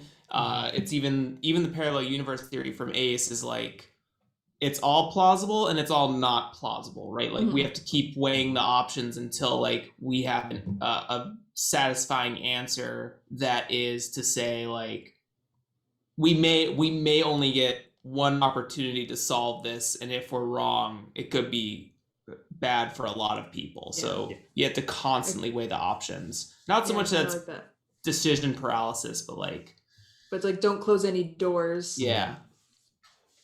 Leave. Like remember Jon Stewart, right? And that feeds into like the organization as a whole having so many different branches to it. Is like anything is possible until you know what the answer is. And let's see what sword they get to endanger something or secure something. Start project or team meeting as always. Did we tick down? Nope, I shall do that now. Oh, it's not. Spasiba. Again. They're both on 3rd. So now they should, All right. I'm gonna need this. I might need this for later. I'm gonna endanger the iron box. I think it goes missing. Oh, it goes missing. Damn. I have a thought about who has it. But we'll see if it comes to fruition. Yeah. So the iron box is just gone. Yeah. So I think that whoever needs it didn't know where it was. And because of the research done by the team, they located, like we did the work for them, basically. And so now they found a way to snatch it from us. Right. Leading to Act 3. That'll be the end of my turn. Nice. I mean, not nice. Honestly, kind of terrifying. I mean, not nice. Nothing is nice. Everything is bad. Hello, welcome. Everything is bad. All right. So I have drawn the Seven of Swords. Seven of Swords. How does the team treat authority? Are they respectful or resentful? And how do members of the team treat those, or how do members of the team treat those they have power over? And they were willing to corral a bunch of people into a community center. So yeah, I think that this is very much a like they're not, the IRC is not the type of organization that's going to go out there and like make a mess to make a mess, but they are very focused, and it's like they're here to do a job and they're here to get answers and get to the bottom of things, and whatever it takes to do that they will do. If that means corralling up everybody in the town to be like, this is for your own good while we investigate what's going on. I think they're not afraid to, what some might say, abuse their power. Not that they even truly have like power over people, but they're not. Yeah, I think that they treat people well, but everything is secondary to figuring out what's going on. I think is kind of their thing. Like they're not going to mistreat anybody, but they might steamroll a little bit in favor of trying to get answers. Very much this is not a democracy kind of parent energy. Yes, exactly. Like you don't get a say. Like you called us here for help. Now you have to let us help you the way that we're going to help you.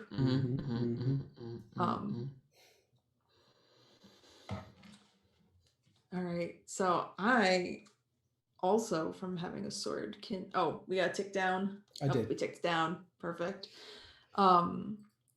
So I can also secure or endanger something. And I think...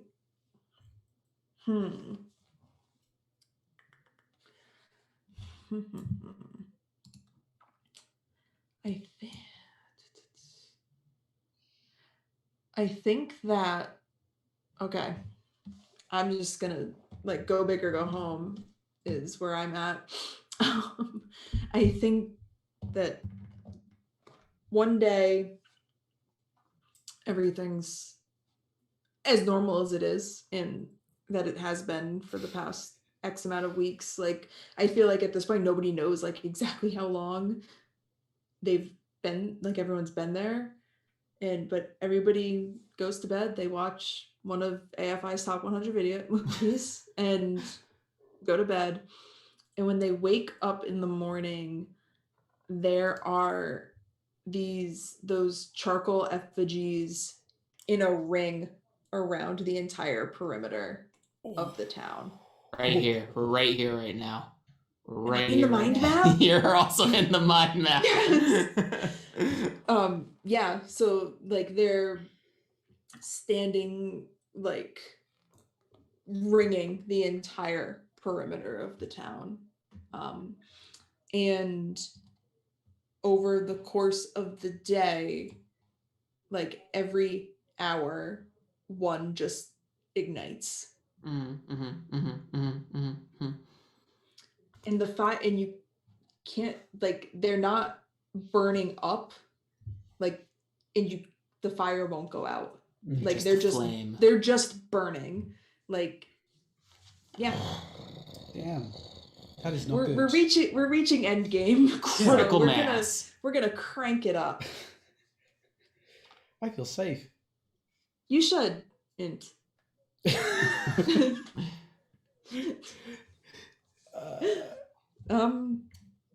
So that's my turn. Yay. Should I ask what my card is, or should I just cry? Well, let's see, shall we? You have received the Chariot. Oh, fuck. Hey, we did it!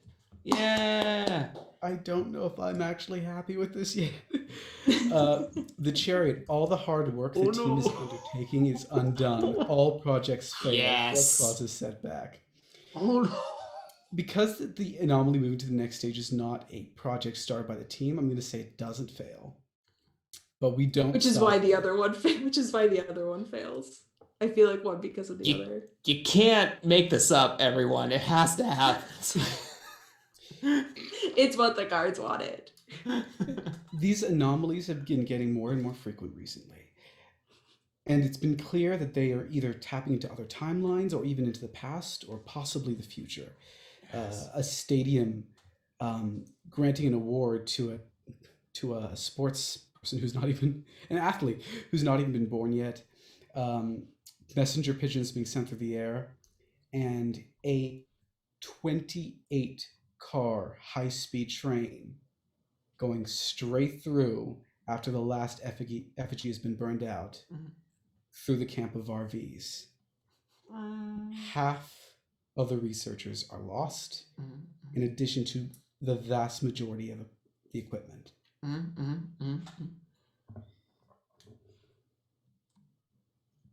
So we didn't stop Avis. Do you want to describe what that looks like, Meghan, or should I just exit?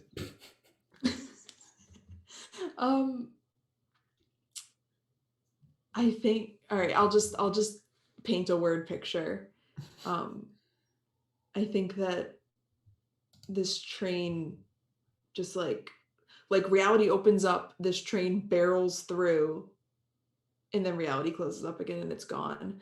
And in the wreckage and everything, there's a camera shot. Like if it's a camera shot, it's like looking at the remaining members of the research team, and the camera pans over, and through the flames, standing in front of like one of the buildings in town, is just Avis, like just looking at them. And she just turns around and walks inside. Well, yay. And guess what? It's going to get worse because I take an anomalous action. Or I could start a project, or I could do a team meeting, but that is not what's going to happen. No. Not tonight. That said, there's something that needs to happen first. The anomaly moving to the next stage is officially ticked down, and the next part of the anomaly has things have officially gotten worse, and with what I'm about to describe, they're going to get even worse. Jeremy, do you want to take it away? Yeah, let me walk you through what happens in my mind. So I'm hype. I'm hype on these effigies. Okay, all right. Here's what we. So we got these ringed effigies. They all flame. The whole dome of reality, whatever this space is, goes night, like full night. We get a crescent moon with a crooked smile in the sky just bearing down on us. And you see all of the effigies in this space. We've collected them and moved them to a space, but like we just didn't like, they're already burned, they're already damaged, they're not getting up. They aflame, they come alive, they start running towards their copies that are still alive, just singe them, and you watch as all these like crudely made non-humanoid things become a little bit more tensile, gain a little bit more form, a little bit better of a silhouette, and take on some aspects of their others in the space. Full night, blips of flame like dashing through the night, grabbing people, and that's the team, that's the townsfolk. I'm passing it to you, Norton. What happens next? There's one point where all of this just stops. And the team, the few surviving townsfolk who've retained who they are, they all go into the center of the square thinking, either this is the end, or something more is about to happen. The area is lit, not with effigies, but with the burning bodies of those townsfolk who may have been missing before, have come back and have since given their, and since been taken and used. I'm going to correct that. These effigies are the bodies of those who have died after being missing. Surrounding this is a small altar, which is honestly just at someone's dinner table with a little piece of cloth on it. And there's the box. Behind the box stands Avis. And as she opens it up, she pulls out what looks like a necklace made of shadow. She walks forward and puts it on another person, not herself. Michelle Gray Williams, the wife of the lost mayor, and the one who, knowingly or not, caused the disappearance of both her husband and his brother. As the necklace is clasped around her, she stands up, fully in control of herself. This is the Empress. And as she spins around and turns to the rest of the group, she thanks them for their service. After all, this is the power she's always wanted. Chaos. And over yonder, flames arise as Bloodhusk is now erased off the map. Blasted lands. I think this story's not gonna have a happy ending, folks. But damn, is that good? Damn, so good. Well, that's my turn. Okay, well, Kevin, Yep. you get the Lovers. Yes, Queen. Let's see. Oh, fuck. One of the members of the team betrays them to defend the anomaly. I actually was just thinking this. Why? What personal consequence does this have for the rest of the team? Who is it, Kevin? Tell me who it is. Look at the mind map and tell me who it is. Oh my god, this is... Oh wow. Let's see. Let's review our team members one more time. Let's review, shall we? We've got Genevieve Dubois. We've got Ace. We've got Karen Ho. We have Tuesday Meghan. Tates. Did the member of the science team have a name? Oh, yeah, Tuesday Tate. Tuesday Tates. Thank you. I almost said Tots. Tuesday Tots. Tuesday Tate. No, that's what's for lunch. Excuse me, they're a doctor? Yeah, Dr. Tuesday Tate.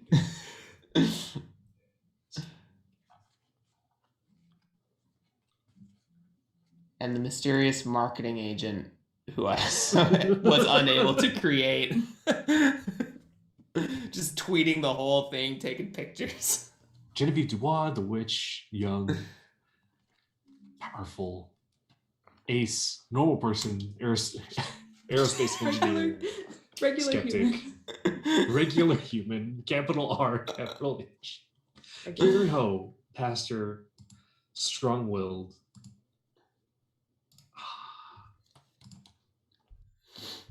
Is it Ace? It's the Ace. Look at the mind map. Look at the mind map. Jeremy, your mind map, you still have it on restricted? You haven't opened up the Google version? Yes. You have to enable editing. Yeah. I love it. Let it be Ace. I'm here for it. Yeah, I think it is Ace. Ace is the one who's like least, he has like the least direct engagement with like these kinds of things. He's more talking to Jon Stewart. Yeah. He's been doing yeah. So he's the most susceptible, and he let's see, how does he sabotage everything? I think no, Ace is the one who brought the box. Ace was given the box to hold in custody in the van, and Ace gave it over to Avis. Yes. It writes itself, really. I'd watch this show. Yes. I'm just saying. What personal consequences does this have for the rest of the team? I mean, clearly there's a big moral, like a morale of failure there. Seeing Ace, like really the heart of the team. He's just a regular human. I was promised rockets in 10 years. I've been with this company for 30. What is going on? I was tempted by the dark mistress. Because Ace like really does represent normal human, like the everyday man, and like shows like how easy it is to fall to corruption and to put oneself before everyone else. And I mean, I feel like just losing Ace is consequence in its own. Y'all already lost the Vans. You don't have any more Vans to fix. We lost so much. Already can't communicate with everyone else. Next town over's already gone. So yeah, I think losing Ace is in itself a big loss. I'm here for it. All right. Let's see. And that was just the card. Yeah. There's no projects to tick down. Okay. Yep. Thank goodness. I don't know if my heart could take it.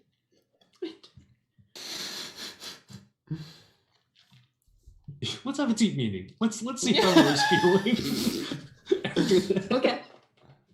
All right. So, yep. Whoever you're talking as, we will all answer the question, and then we will end with you. Viewpoint from someone in the team, statement or order from someone in the organization. I think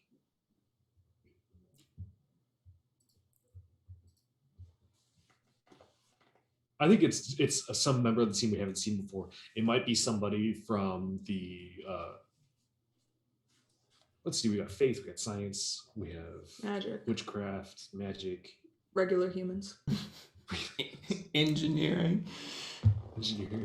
What about someone who was specifically chosen to be a conduit to the pot, like someone designed to calm down the locals or to interrogate them? Like an empath?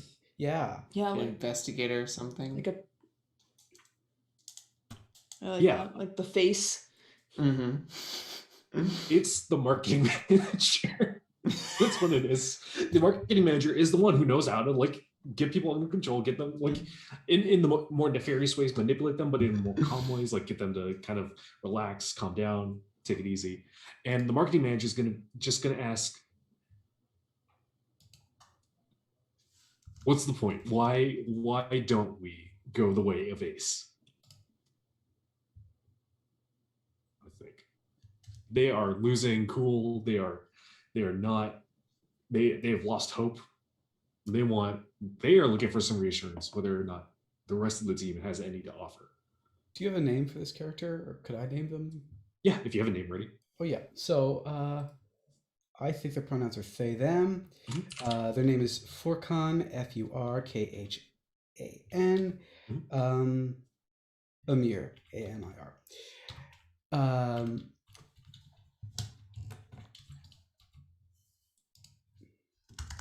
I think the Pastor Ho has a tendency to refer to people by their last names. Yeah.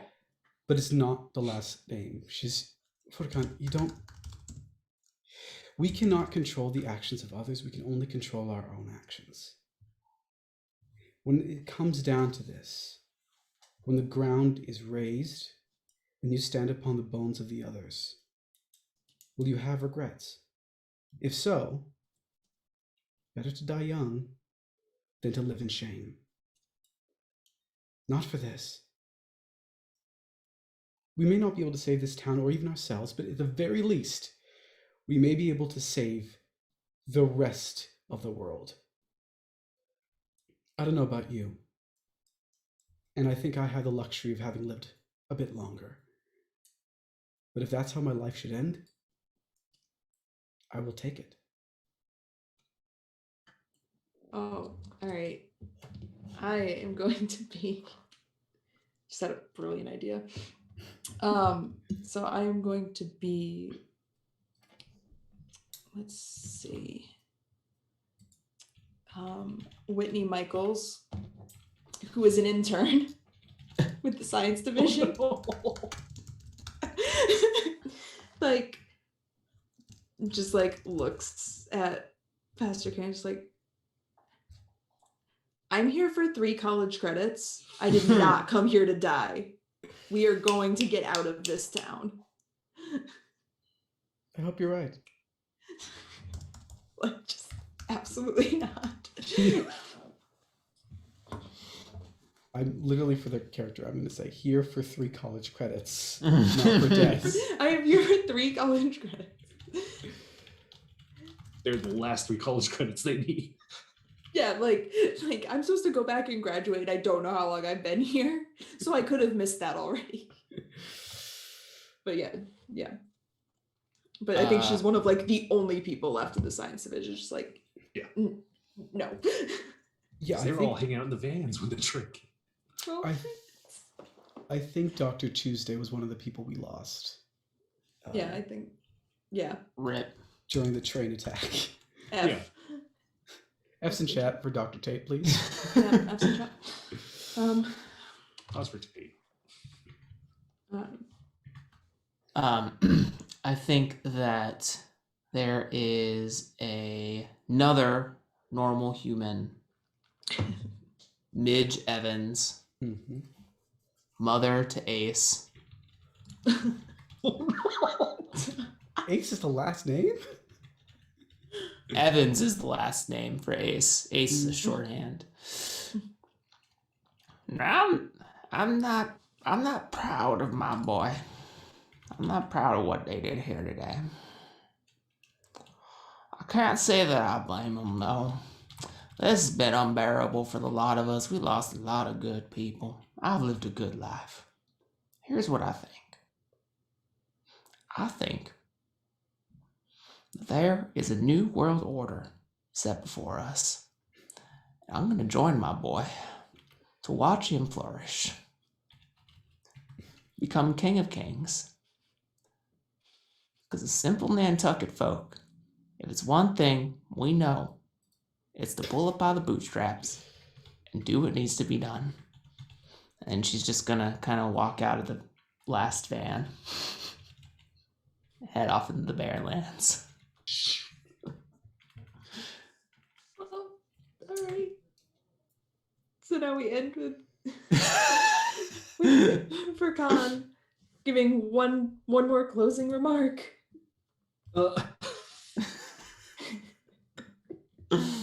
God is like just blankly looking out this open door of this van. Just carrying a crossbow behind her. Yeah. I was a monster hunter. Where'd you get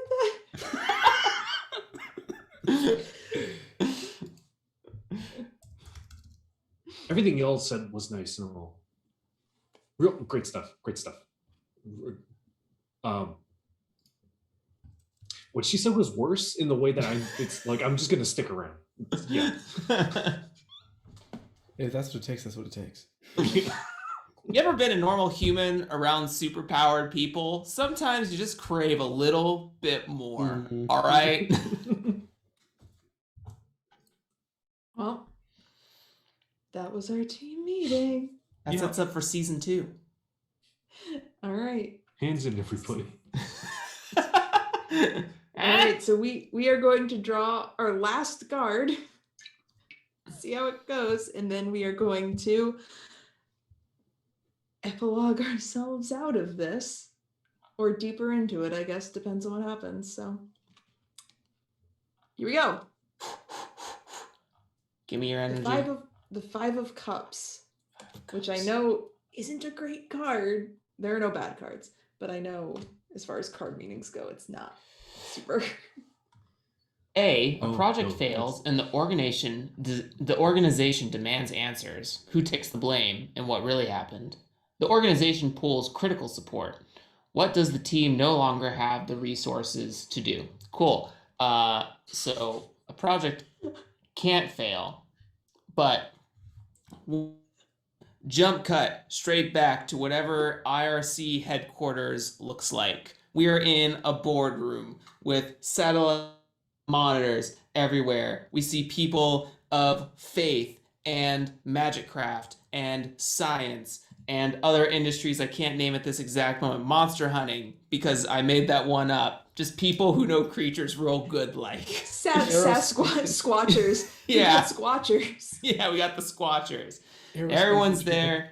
We see a secretary, thin, male presenting, blonde, with like a ponytail. It actually reminds me of Jonah from BoJack Horseman, if anyone has seen that. But Jonah is straight walking through, gets into an elevator, goes up. There's a boardroom. There's like 5 people in dark shadows with like holograms.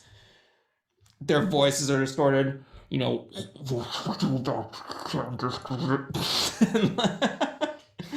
and so I think that they each had like a continent division. Like I think these individuals are heads of continent, and they're looking at the Americas organization, and I think that they have to take the blame because the satellite signals, since they couldn't contact the team over last 8 months, which for the team might have felt like a month.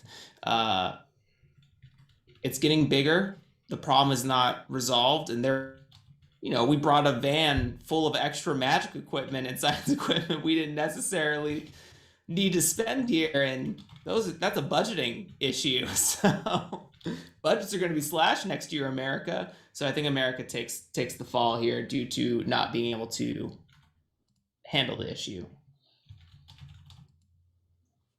And so they're like, well, it's like, well, sometimes you just got to cut your losses. Anomaly doesn't get rectified.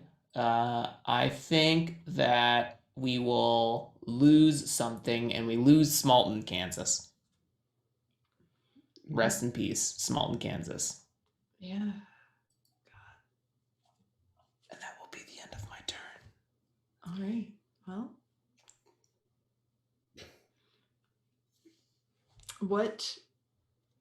all right, so moving into the ending the game phase, I'll just read the little blurb once I scroll back up.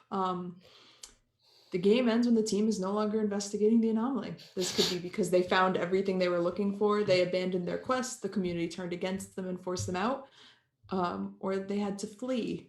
Feel free to discuss as a group what happens to the characters afterwards, but at this point, their story can no longer be held within the game itself.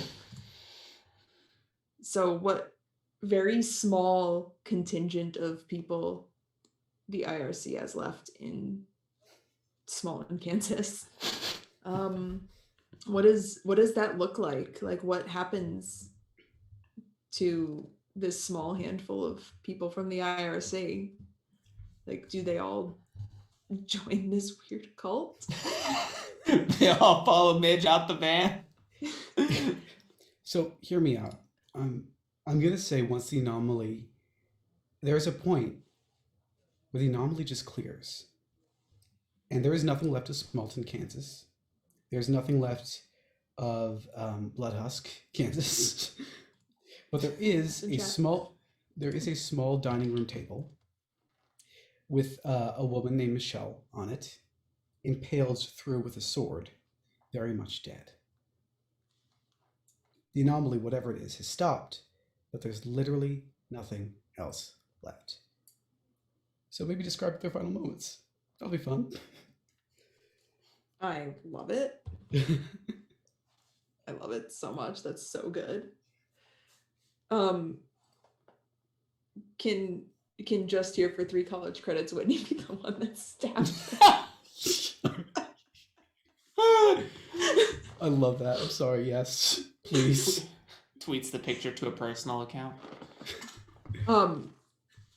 I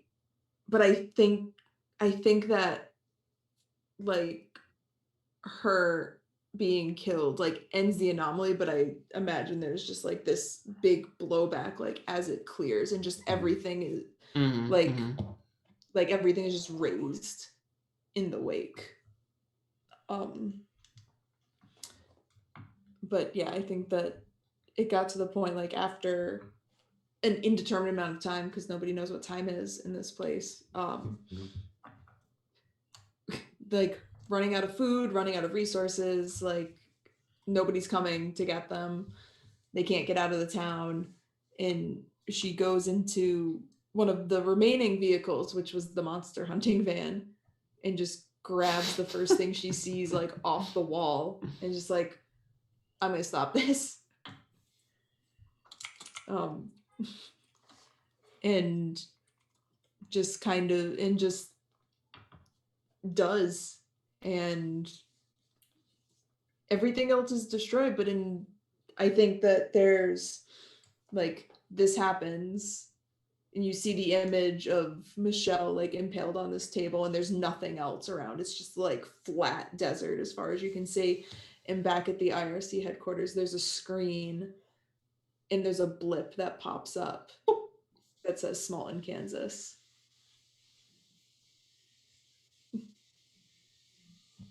And if anyone else wants to add to things, please add to things.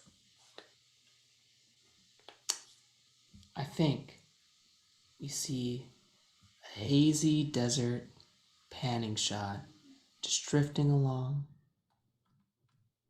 with a confused John Stewart walking into... Oh, did I disconnect? No, Walking into a Smalton, Kansas. Waving to people he's seen before and people he's never seen before. We leave this like raised, blasted land with burnt wood and nightmarish fire hellion creature doppelgangers that just sort of like don't pay him any mind, and then just sort of a slow transition to a soft blue sunrise. Hi, Agatha. Hey, Jim.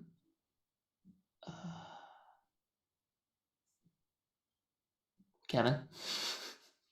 I think on that, the camera starts to pan out. We get this long wide shot of them, their silhouettes against the sunrise, and we see like some small item, like kind of tumbling across like a tumbleweed, and like we see those of the audience that are especially keen to the show that can pause and enhance.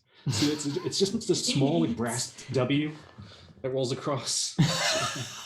The callback. Yeah. Brilliant.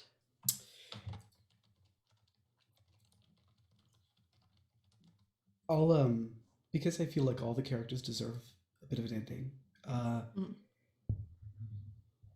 There's few times where people of faith and people of science and people of magic really work together. But in order to create the small window of time Whitney needed, they did everything they could. Prayers in multiple languages of multiple faiths, spells cast that many have never even seen again, and the earth will never see again. Science tricks aplenty, as illusions made of holograms pop up out of nowhere to distract the beasts that are now roaming what little is left of Smalton, Kansas. No one survives, but in the brief moment where Whitney strikes down, they do see it. It's like time stops, just for an instant. And each one of them lets out a sigh, an exhalation of all the pain and the stress and the fear before everything else is gone.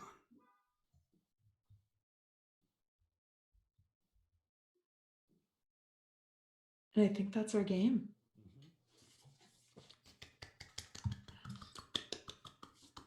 Bad times. Bad times. Bad Times in Smalton, Kansas, coming to Netflix soon. But damn, that was a good game. Yes. Not all games need to be happy to be great. That was so good. Thank you all so much for joining me for this game and telling this story together. This was so good. Thank you for having us. Oh, of course. So what we are going to do is we are going to go into our outros. We'll go in reverse order. So we'll start with Jeremy, go around, tell people who you are, where they can find you, plug anything you want to plug. And then let's go with, what was your favorite moment of the game?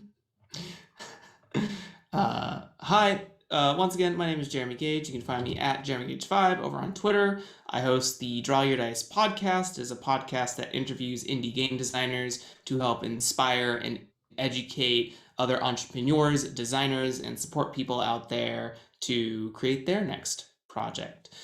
My favorite moment was Ace bringing back Jon Stewart, because I can see that scene of just like, no, y'all got it wrong. You gotta listen. You gotta listen to what the world's telling you. So I like that a lot. So, all right, Kevin. Hey, I'm Kevin. He, him pronouns. I make games. You can find my games at winconditions.itch.io. That's win like NGUYEN. And I'm not on anything right now, but in a couple months, I will be back with a couple of friends on All Nerds Here. We do cyclical seasonal shows. I am on the regular All Disaster Crew show, which is an all POC cast. We just finished this past week our AP of Pasión de las Pasiones by Brandon Lee Gambetta. The world's greatest role-playing game. Yes, the world's greatest role-playing game. Pasión de la Pasión. Yes. I need to play the world's that so greatest bad. D&D club. I need to play that game so badly. It's so much fun. We just finished our season which we played on a space station in a very DS9 type setting, and we had a bunch of fun. You can find the VODs of that over on twitch.tv/allnerdshere. Excellent. Oh, and what was your favorite part? My favorite part was Grimly when all the effigies surrounded the town in a ring and started igniting. That just felt a lot of juice in that imagery. Real creepy. Real juicy. Yeah. All right. Yeah, my name is Norton Ali Kadir. You can find me online at Werewolf Feels. I apologize, but I'm in a lot of things coming up. So I'm going to quickly run down the list, and I will make it this as quick as possible. So this is your time. Thursday evening, 9 p.m. Eastern Daylight Time. You can find me on Valdrian's channel, where we're playing Churn and Burn, an Expanse game.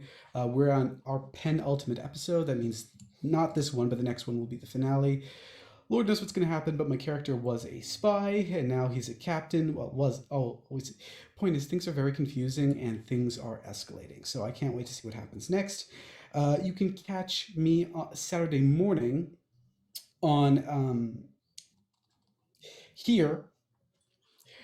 Saturday morning on Chromatic Chimera, where we're still playing our Mass Effect Genesis game. We are playing a version of the Genesis system that's designed a bit for Mass Effect. We are also in our penultimate episode because of certain things that have happened. So I'm very excited. My poor Quarian Biotic is going through a lot, but then again, so is everyone else. And we're just trying to get off that damn planet. Sunday evening, 7 p.m. Eastern Daylight Time. You can catch me on Kahania guesting on the Utopia channel, where I'm going to be playing a character that I cannot reveal yet, because some of the PCs need a little break, so they decided to bring me in. I'm super excited.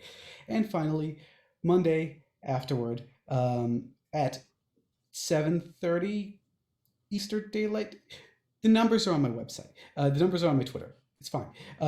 You can find me playing in Gehenna Academy, an all BIMPOC game of Monster Hearts 2. We're college age. I play a ghost who's over a century old.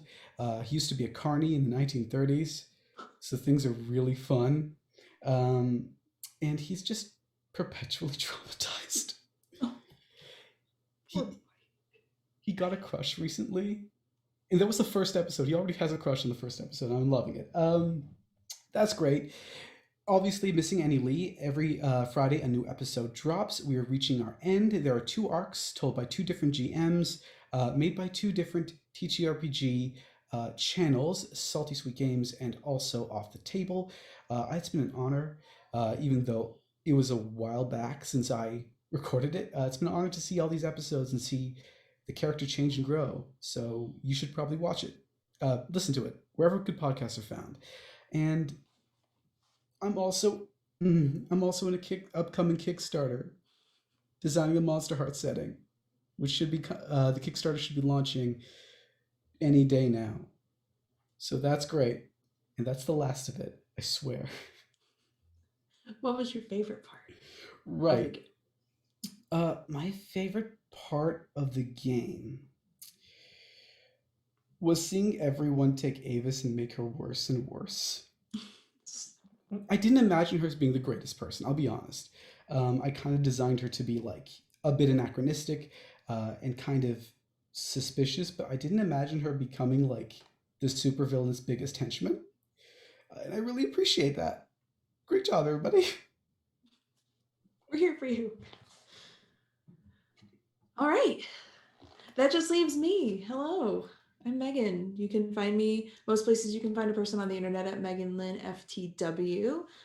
This has been my show. Thank you all so much for joining me. This has been amazing. You can find me. Let me take a glance at my calendar, which I keep next to my computer so I don't have to remember things off the top of my head. You can find me here every Monday at 6:30 Eastern with No Initiative playing in our Quest campaign, Quest the Soaring City. Things are really popping off in a big way. Last night's session was a whole lot, so it'll be fun as we go forward. I play an amazing disaster spy named Lena, who I love very, very much. You can also find every Wednesday, we are currently in the process of turning our streams into a podcast and releasing it in podcast form. So we've started with season 1 of The Soaring City is coming out now. Every Wednesday we post a new episode. We're about halfway through season 1 right now, but you can find that anywhere you can find podcasts. If you go to I believe it's anchor.fm/no initiative. You can find all of our stuff there. If streams aren't your thing, we're breaking it up into like hour and a half or so podcast episodes. So that's every Wednesday. You can find me later this month on the 23rd on twitch.tv/Koanamacon playing in a one-shot of Thirsty Sword Lesbians. I am so excited to play Thirsty Sword Lesbians. So excited. Playing with some incredible people. I'm very, very hyped for it. Also, we have another episode of Unprepared. So we've got 2 episodes of Unprepared this month because unfortunately we had to push back April's episode. So at the end of the month, so the last Tuesday of the month, we will be back with Unprepared playing One Last Fight, which is one of my favorite games. It's an amazing card game that I'm real psyched to share with some more people. What else? I am also going to be in an Aegon podcast that is coming out later this spring. That's being produced by Grant Ellis. I am also going to be in a new comics line for Protean City Comics, which is an amazing Masks AP called The Incidentals. That should be coming out hopefully within the next couple weeks. The first episode of that should drop. And I also write games, and you can find any of my games at meganlynn@ftw.itch.io. If you like GMless prepless games that make you feel feelings, you might like some of the games that I have written. And I have talked way too much, so I am going to decide what my favorite moment of the game was so that I can stop talking.